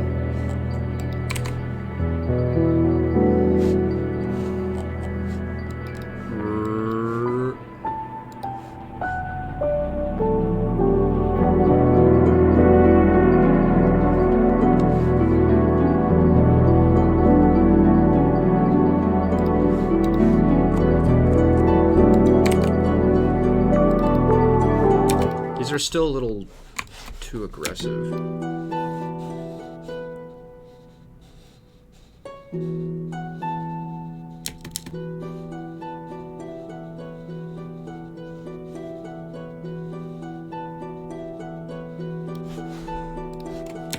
Is there a setting?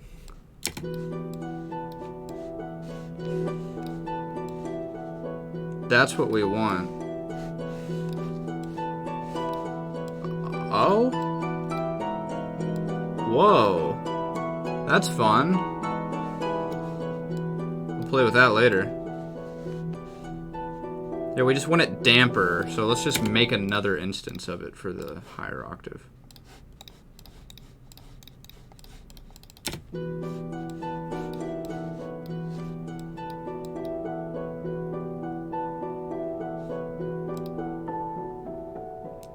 Ooh!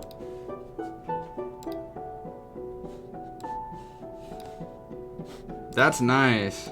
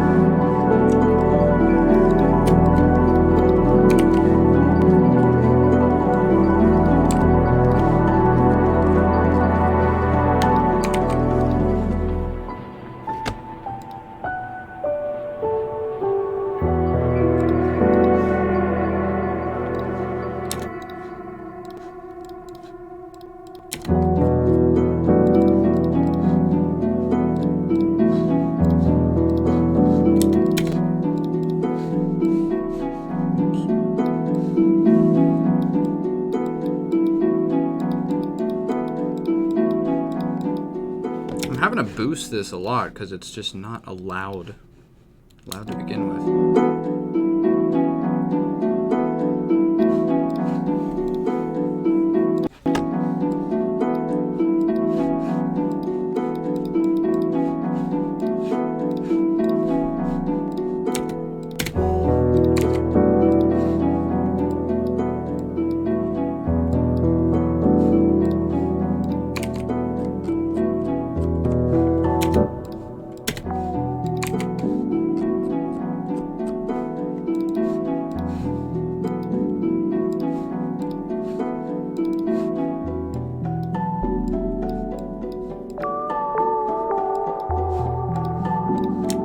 Damn, the timing is really shitty there. I'm gonna fuck that up.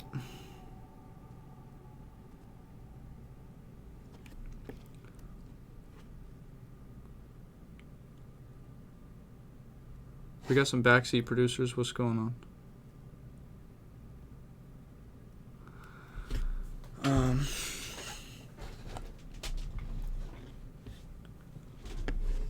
Oh, let me catch up. What is too much? Where are you guys at? What is too much? With the harp?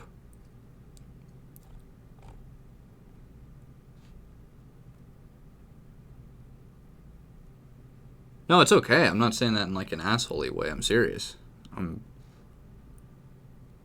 don't have to love it.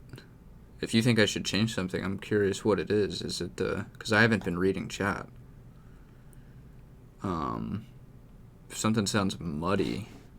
I mean, it does sound, I mean, honestly, kind of muddy. I mean, there's a lot of fucking shit going on.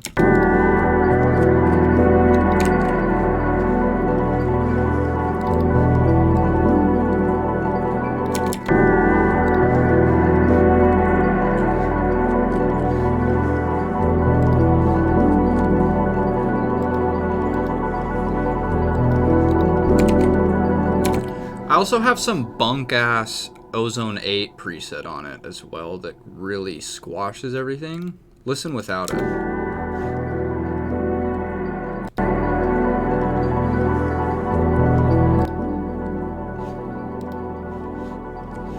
I think we just turn it up and get rid of Ozone because it sounds way better dynamic like that to me.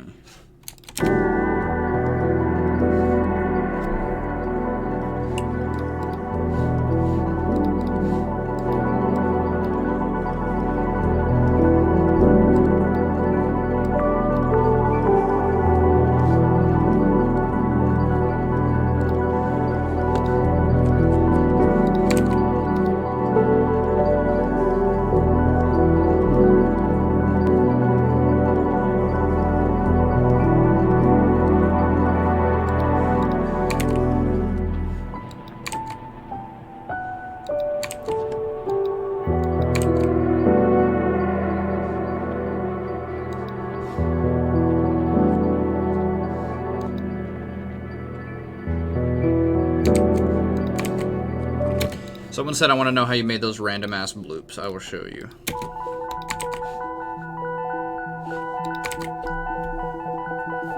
So I made them on the Prophet, but I'll kind of explain to you what I did. Because you can, I'm sure if you have a synth with similar features, then you can just redo.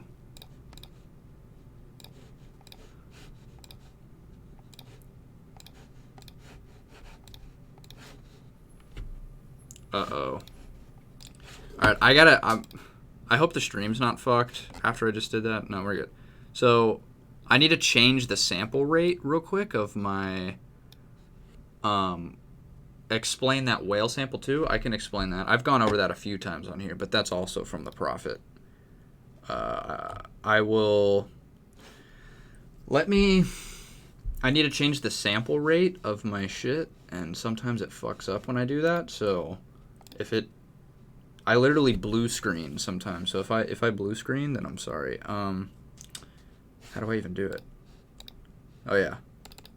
I have to change the sample rate to be able to use the Prophet, so cross your fingers. Changing sample rate on stream while streaming from it. This is kind of sketch, but here we go.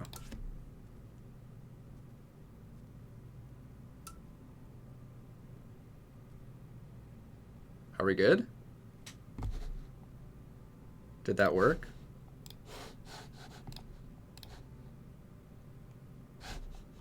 Okay, now. Wow. God, FL's fucking stupid. I just did this. Alright. Now we're good.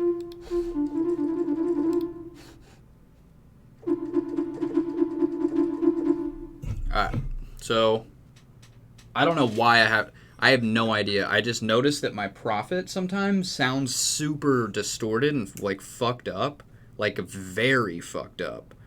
When I use my streaming FL ASIO shit. and I had no idea why. I was like, whoa.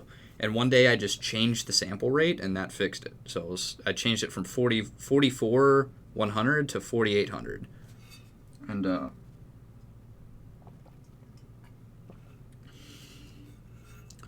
if you can post a link if you're not just like shamelessly self-promoting. I don't mind. You can share links, but if you have something interesting to say, like, hey guys, this is interesting, check this out. But if you're just like, what up guys, my name's Alex, I make beats, check me out here, then no links. Alright. So we're going over this synth real quick.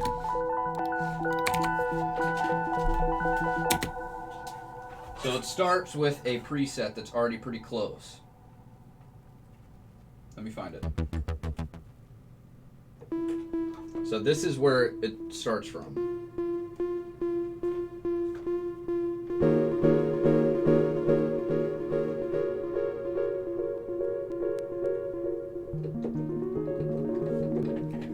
And the way, so all it's doing is it has a volume saw LFO on it. So the volume is just dink, dink, dink, dink. That's what gives it the pluck.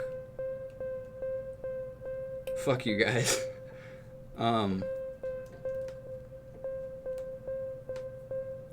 So you can do that in silent. You can do that. I think you can do it in silent. I don't know. So it's actually not delay. I'm just holding it. It's just one note, but then it's a sawtooth in the volume. And it's for each individual voice too. So it's dependent on when you press the key, and then that voice activates its sawtooth, if that makes sense. It doesn't just throw it into a master soup of, like this, all plucking on the same grid. They all have their own voice, so... which is really fucking cool. And then the way you get it to... So this is the one we have.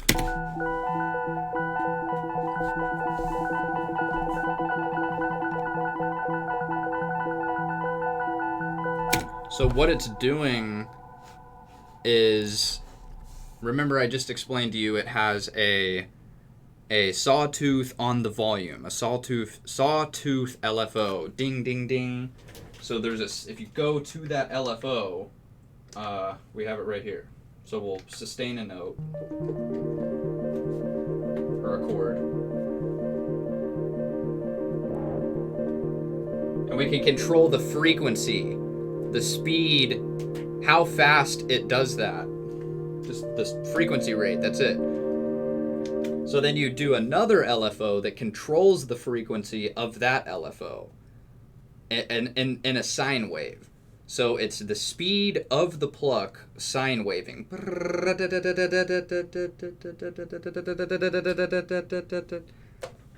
So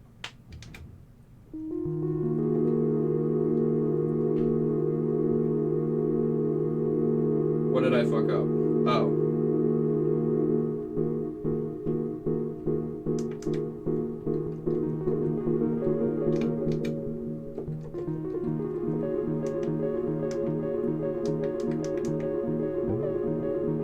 Alright, so we'll take this.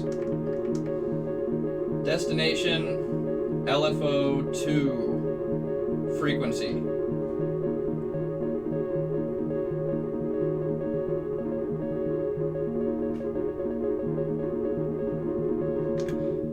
And the fun thing is, again, every voice is in its own band. So they don't all dump into one master pluck. So the way that it's also, the speed of it is being controlled, it's also individually controlling that speed for every band.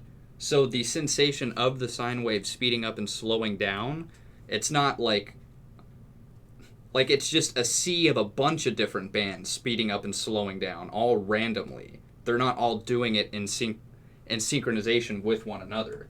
Like, you could make them do that like this.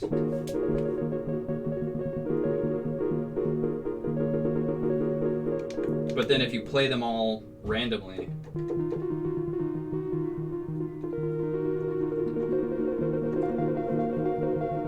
it just creates this fucking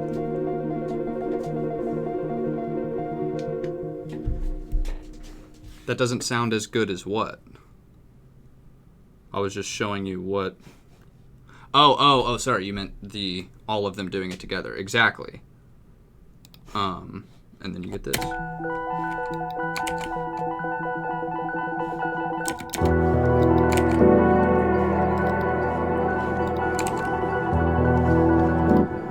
I love the randomness of it because it's a texture.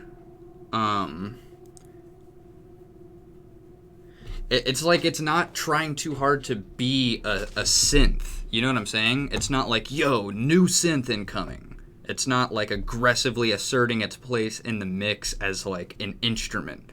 It's just a melodic texture that just randomly kind of sprinkles. It's almost like melodic Foley to me, you know? Especially with the panning. I think it pans a lot. If you can hear it circling around left and right. So it just makes this nice like palette on top of everything that's already going on.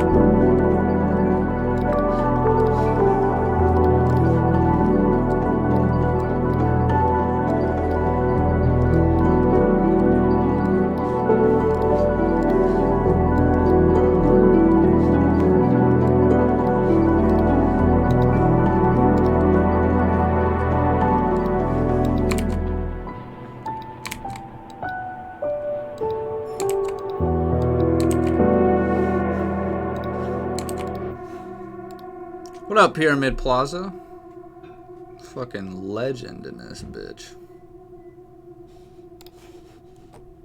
Dude, this is my favorite part about the whole song. It's just the pad, the wind-up pad. I can show you how to make that, too.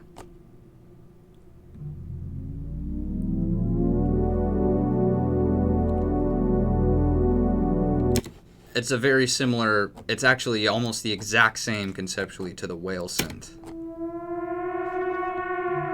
All you're doing is you're controlling the cutoff and the pitch bend simultaneously.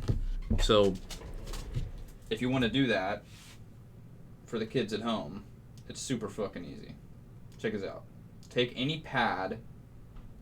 All you need to have a pitch bend that you can modulate and a cutoff. So we'll take this. Just make a pad real quick. That's actually the whale synth. Listen to that. Sound familiar? And then all you do is you sustain in the note.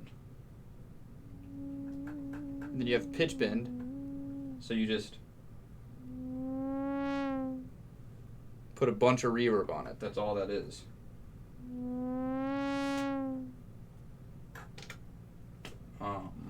And then if you did a pad version of that,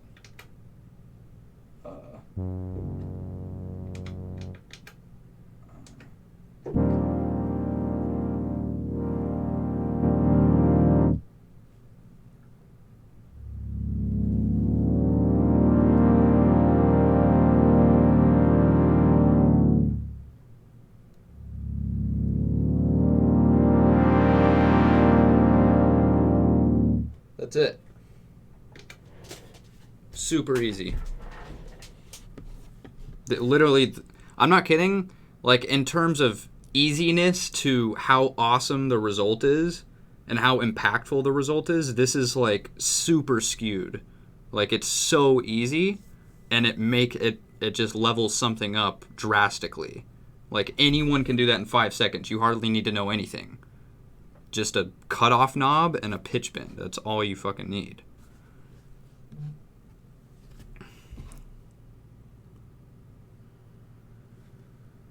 Oh, dope. That's how Weird Summer starts. Yeah, but actually Weird Summer is different. That's not it. It winds up pitch-wise. It doesn't wind up. The speed of the song winds up. But yes, you're right. It's the Friends chord. Wait, how did you know? Wait, what's the Friends chord? This is.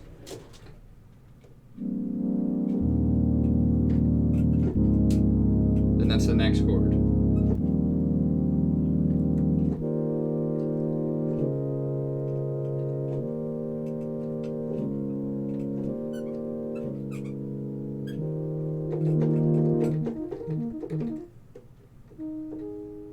Let's jam for a second. I'm bored.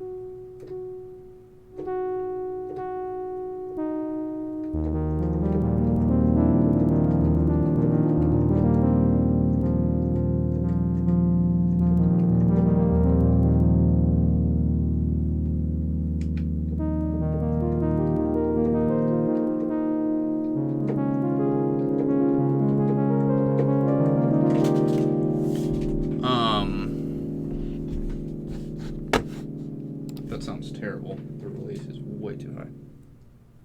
Okay. I love these chords a lot lately.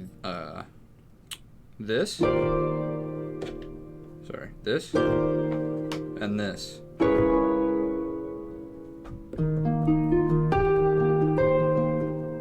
What? Man, that shit is...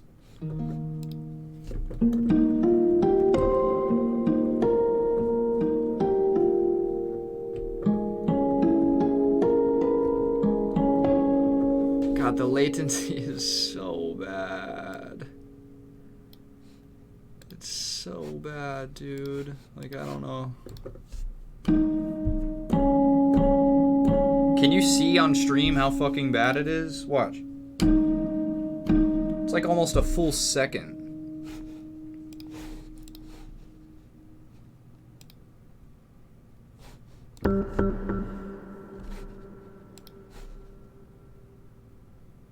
You know what? That might help the muddiness. I didn't realize there's a huge reverb on the piano, and it's hella compressed.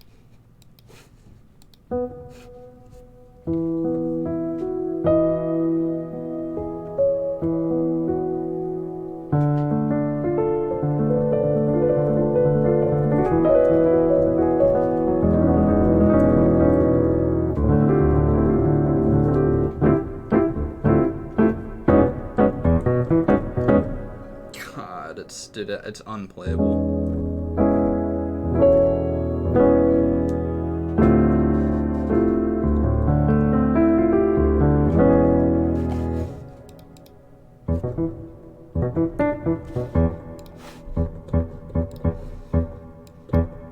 I agree. Low cut on the reverb. Good call.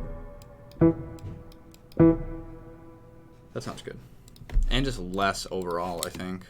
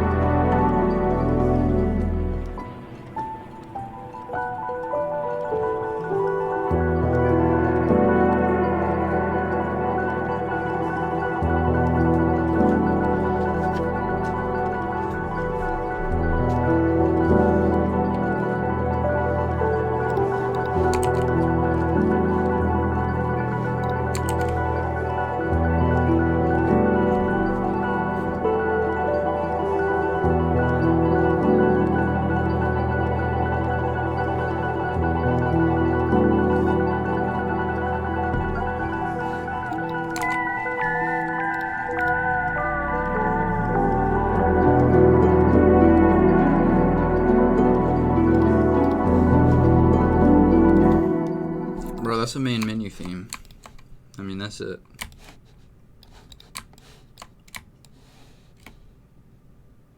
That's it.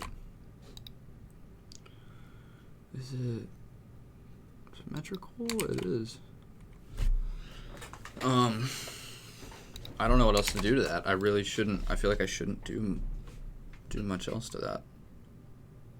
What's the harp? The harp is contact. I just got contact today.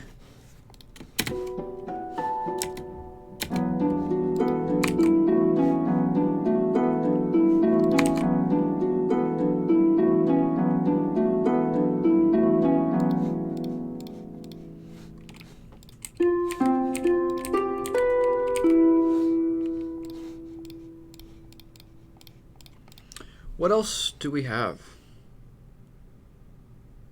I don't even know. Let's just go somewhere totally different.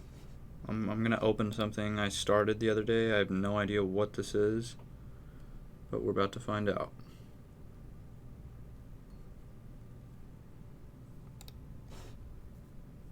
Spins 808.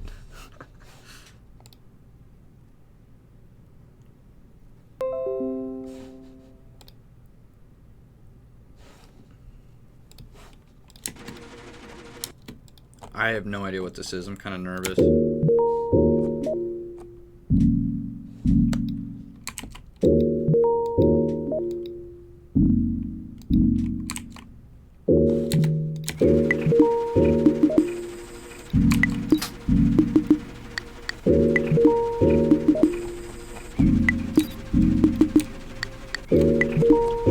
It's kind of hot.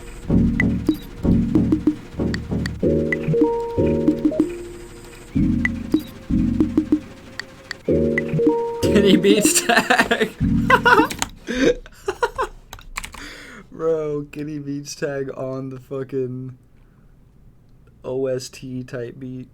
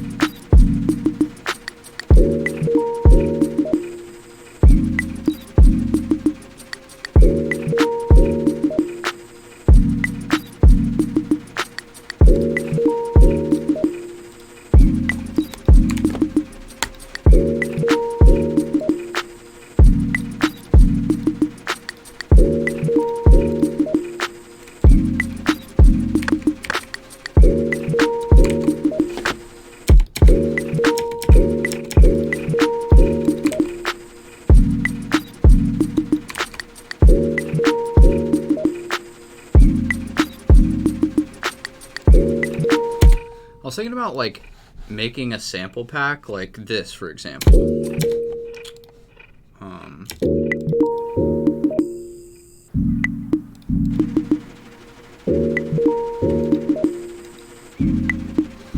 Just looping that and dropping it in Discord and seeing what you guys make with it. Would that be? Would you be into that? I know it's kind of asking a lot. But yeah, that would be fun. That's the rules though. It comes how it comes. I might not stem it out. I don't know what I'm going to do. If I don't want to stem it out, I'm not going to stem it out. You just got to figure out how to work with it.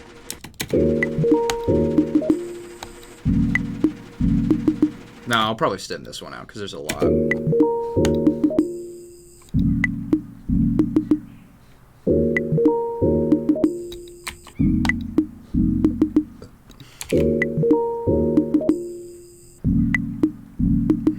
G-Nails type beat contest.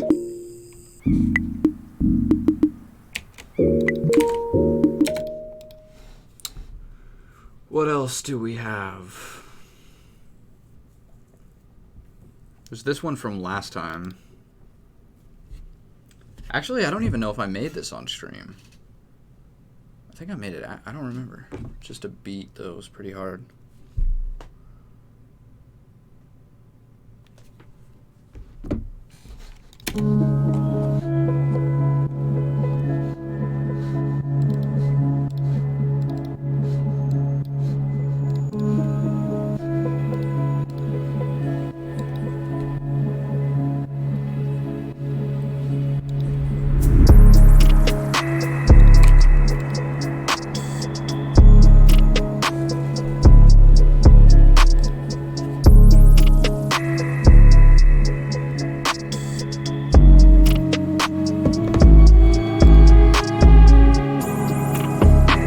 Yeah, that bass is a little strong.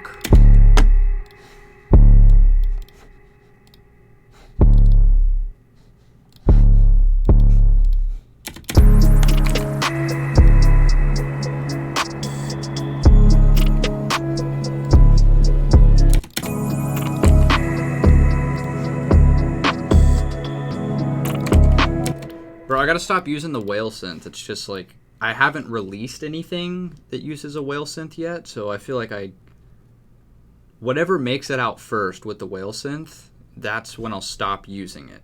When a song gets released that has it.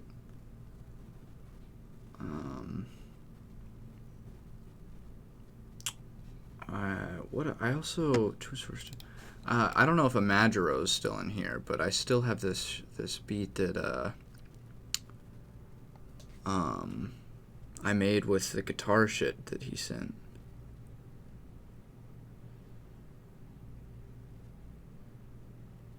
Whale put Kenny out of business.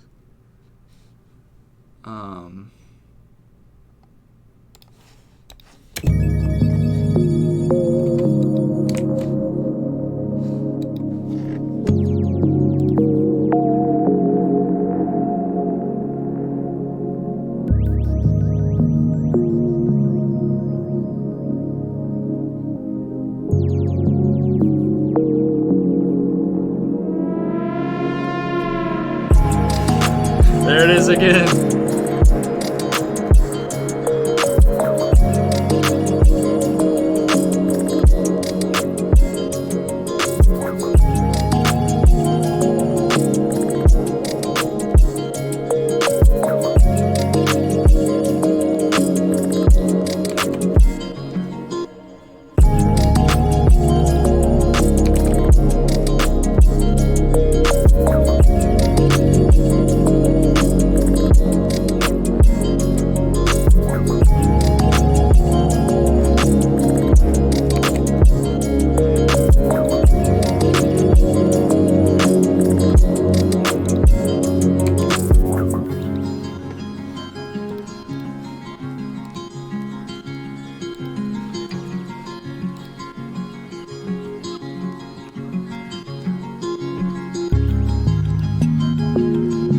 Prophet is 16 voices. If you're gonna ball out on a synth, do not get an 8-voice synth. Get as many fucking voices as you can, because you're limiting permanently how fat of chords you can play. You could work around it by, say if you had a 4-voice, you could literally record in 4 notes, and then do another recording of 4 notes on top of it, and so forth, but just get a 16 voice. You're already in the thousands of dollars price range, like, just get a 16 voice.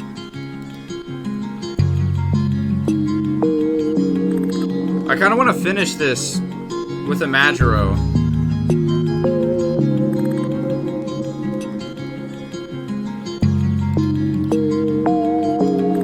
Maybe this will be the first whale synth debut.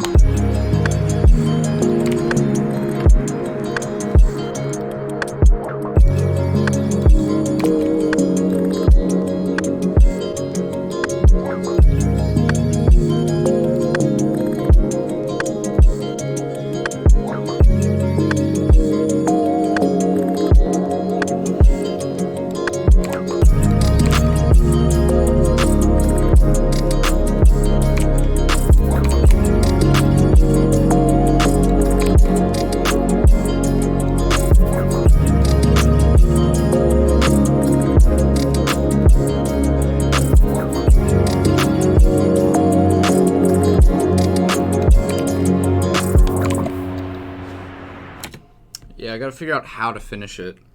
I think it just needs more happening throughout, like more Like from this point and beyond, it just needs to have something keeping it fresh throughout, and that's really it. And then like an outro, and then some other shit on this second section that makes it more fun. Yeah, I was thinking maybe a lead. Maybe I send it back to Imagiro, because I'm just like, I love where it's at. I did pretty much all of it. He just sent me this guitar loop, but maybe it is time I send it back to him and see if he can revitalize this track. Maybe like do some piano lead on it. Where's he at? Can you guys go grab him? How do we get Imagiro? Let me just go DM him. I'll message him on Discord. Hey yo. Thing.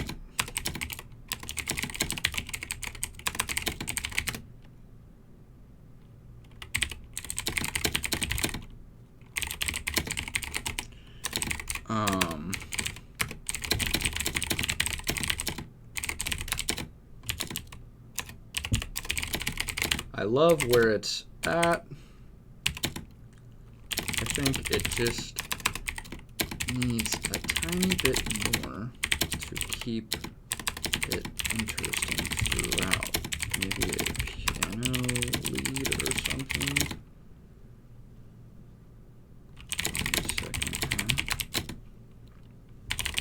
You be down to try some stuff?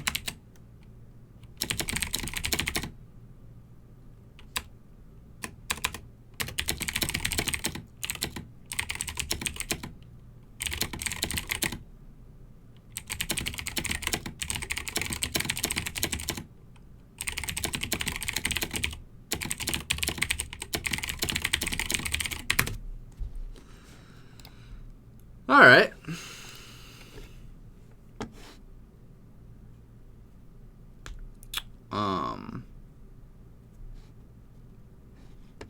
You want to do a type racer? I haven't done one in a while, but I type pretty fast. I haven't done one in a long time. Let's do one. I'm bored.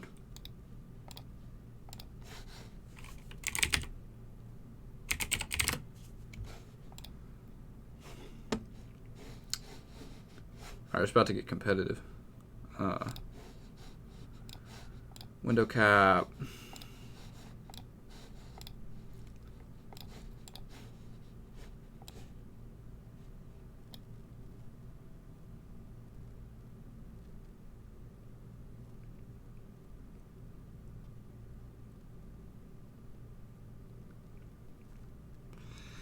Oh, did Kenny do a beat, like a sample beat challenge thing today? That's dope. I want to do one. Oh, whoops. Uh-oh. I'm in this bitch. Alright. Dude, I haven't done this in so... I unplugged my keyboard. Of all times for your keyboard to come unplugged. I'm still gonna win. I'm still gonna win. I'm still gonna win.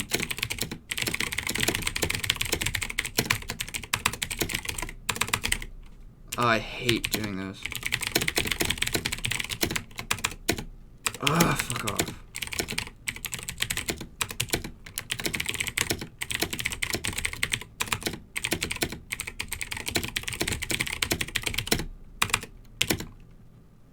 Get shit on. Get shit on. Hold on, that's not the fun one, though. Yeah, these kids are just abnormally slow, to be honest. I type way faster when I don't have to do apostrophes and all that shit. I mean, who actually types apostrophes in 2020? Like, every program that you would be typing in auto-corrects it for you anyways. So it's kind of a pointless, like, it makes sense that I'm not good at that, you know? What's the other one? 10 fast fingers. That one's fun. Because it's just a random word generator and it doesn't give you any stupid shit.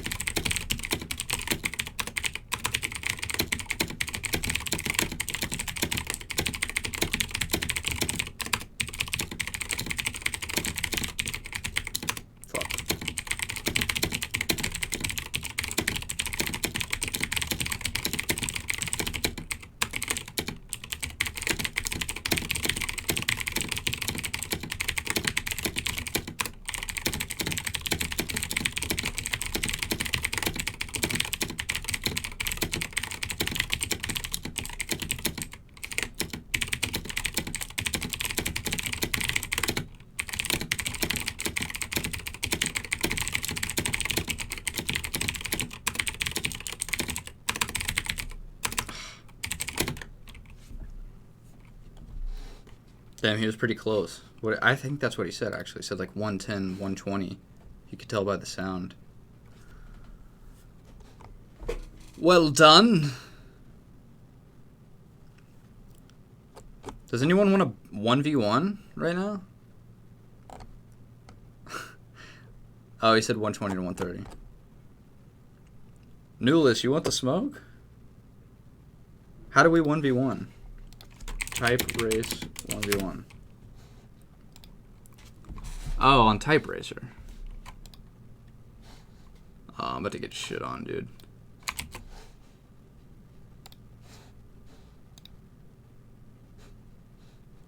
How do I'm trying to think of how to get this link to you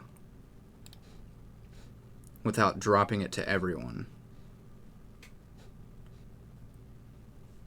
Because someone's just going to join. Oh, I guess we can all do it. Wait, what the hell is that? The link doesn't even fucking... It's not clickable. Are you joking? How do they give me a link that's not clickable?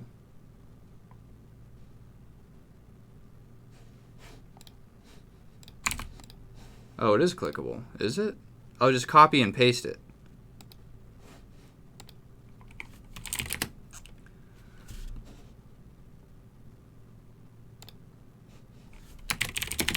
We're racing, boys.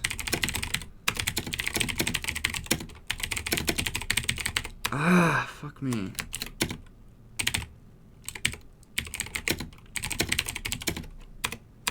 Dude. I'm fucked. Dude, what is this shit popping up in my... I got shit on, dude. That was not fair. I had shit popping up. That was fucked. That was fucked.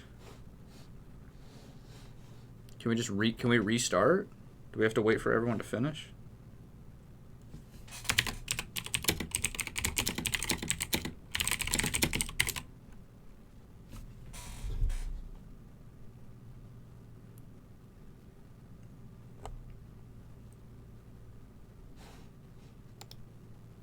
Damn, we got boys in this piece. This website is probably having more traffic right now than it's had in years. Alright, I don't know what the fuck I'm doing, man. This is a music stream. Honestly, I might not, I might close stream and go, like, eat some food and chill. I just got shit on, though.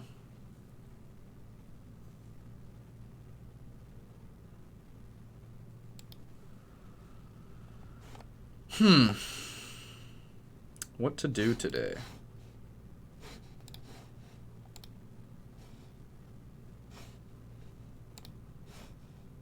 Might play some Valorant. I don't know what I'm gonna do.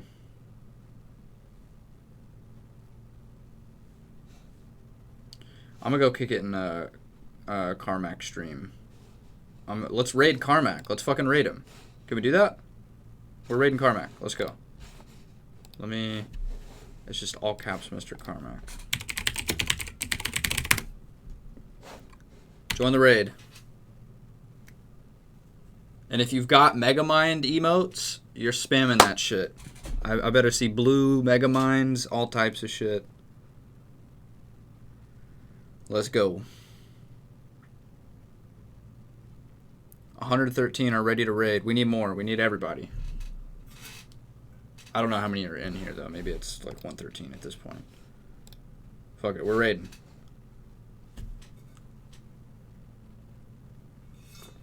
Let's go.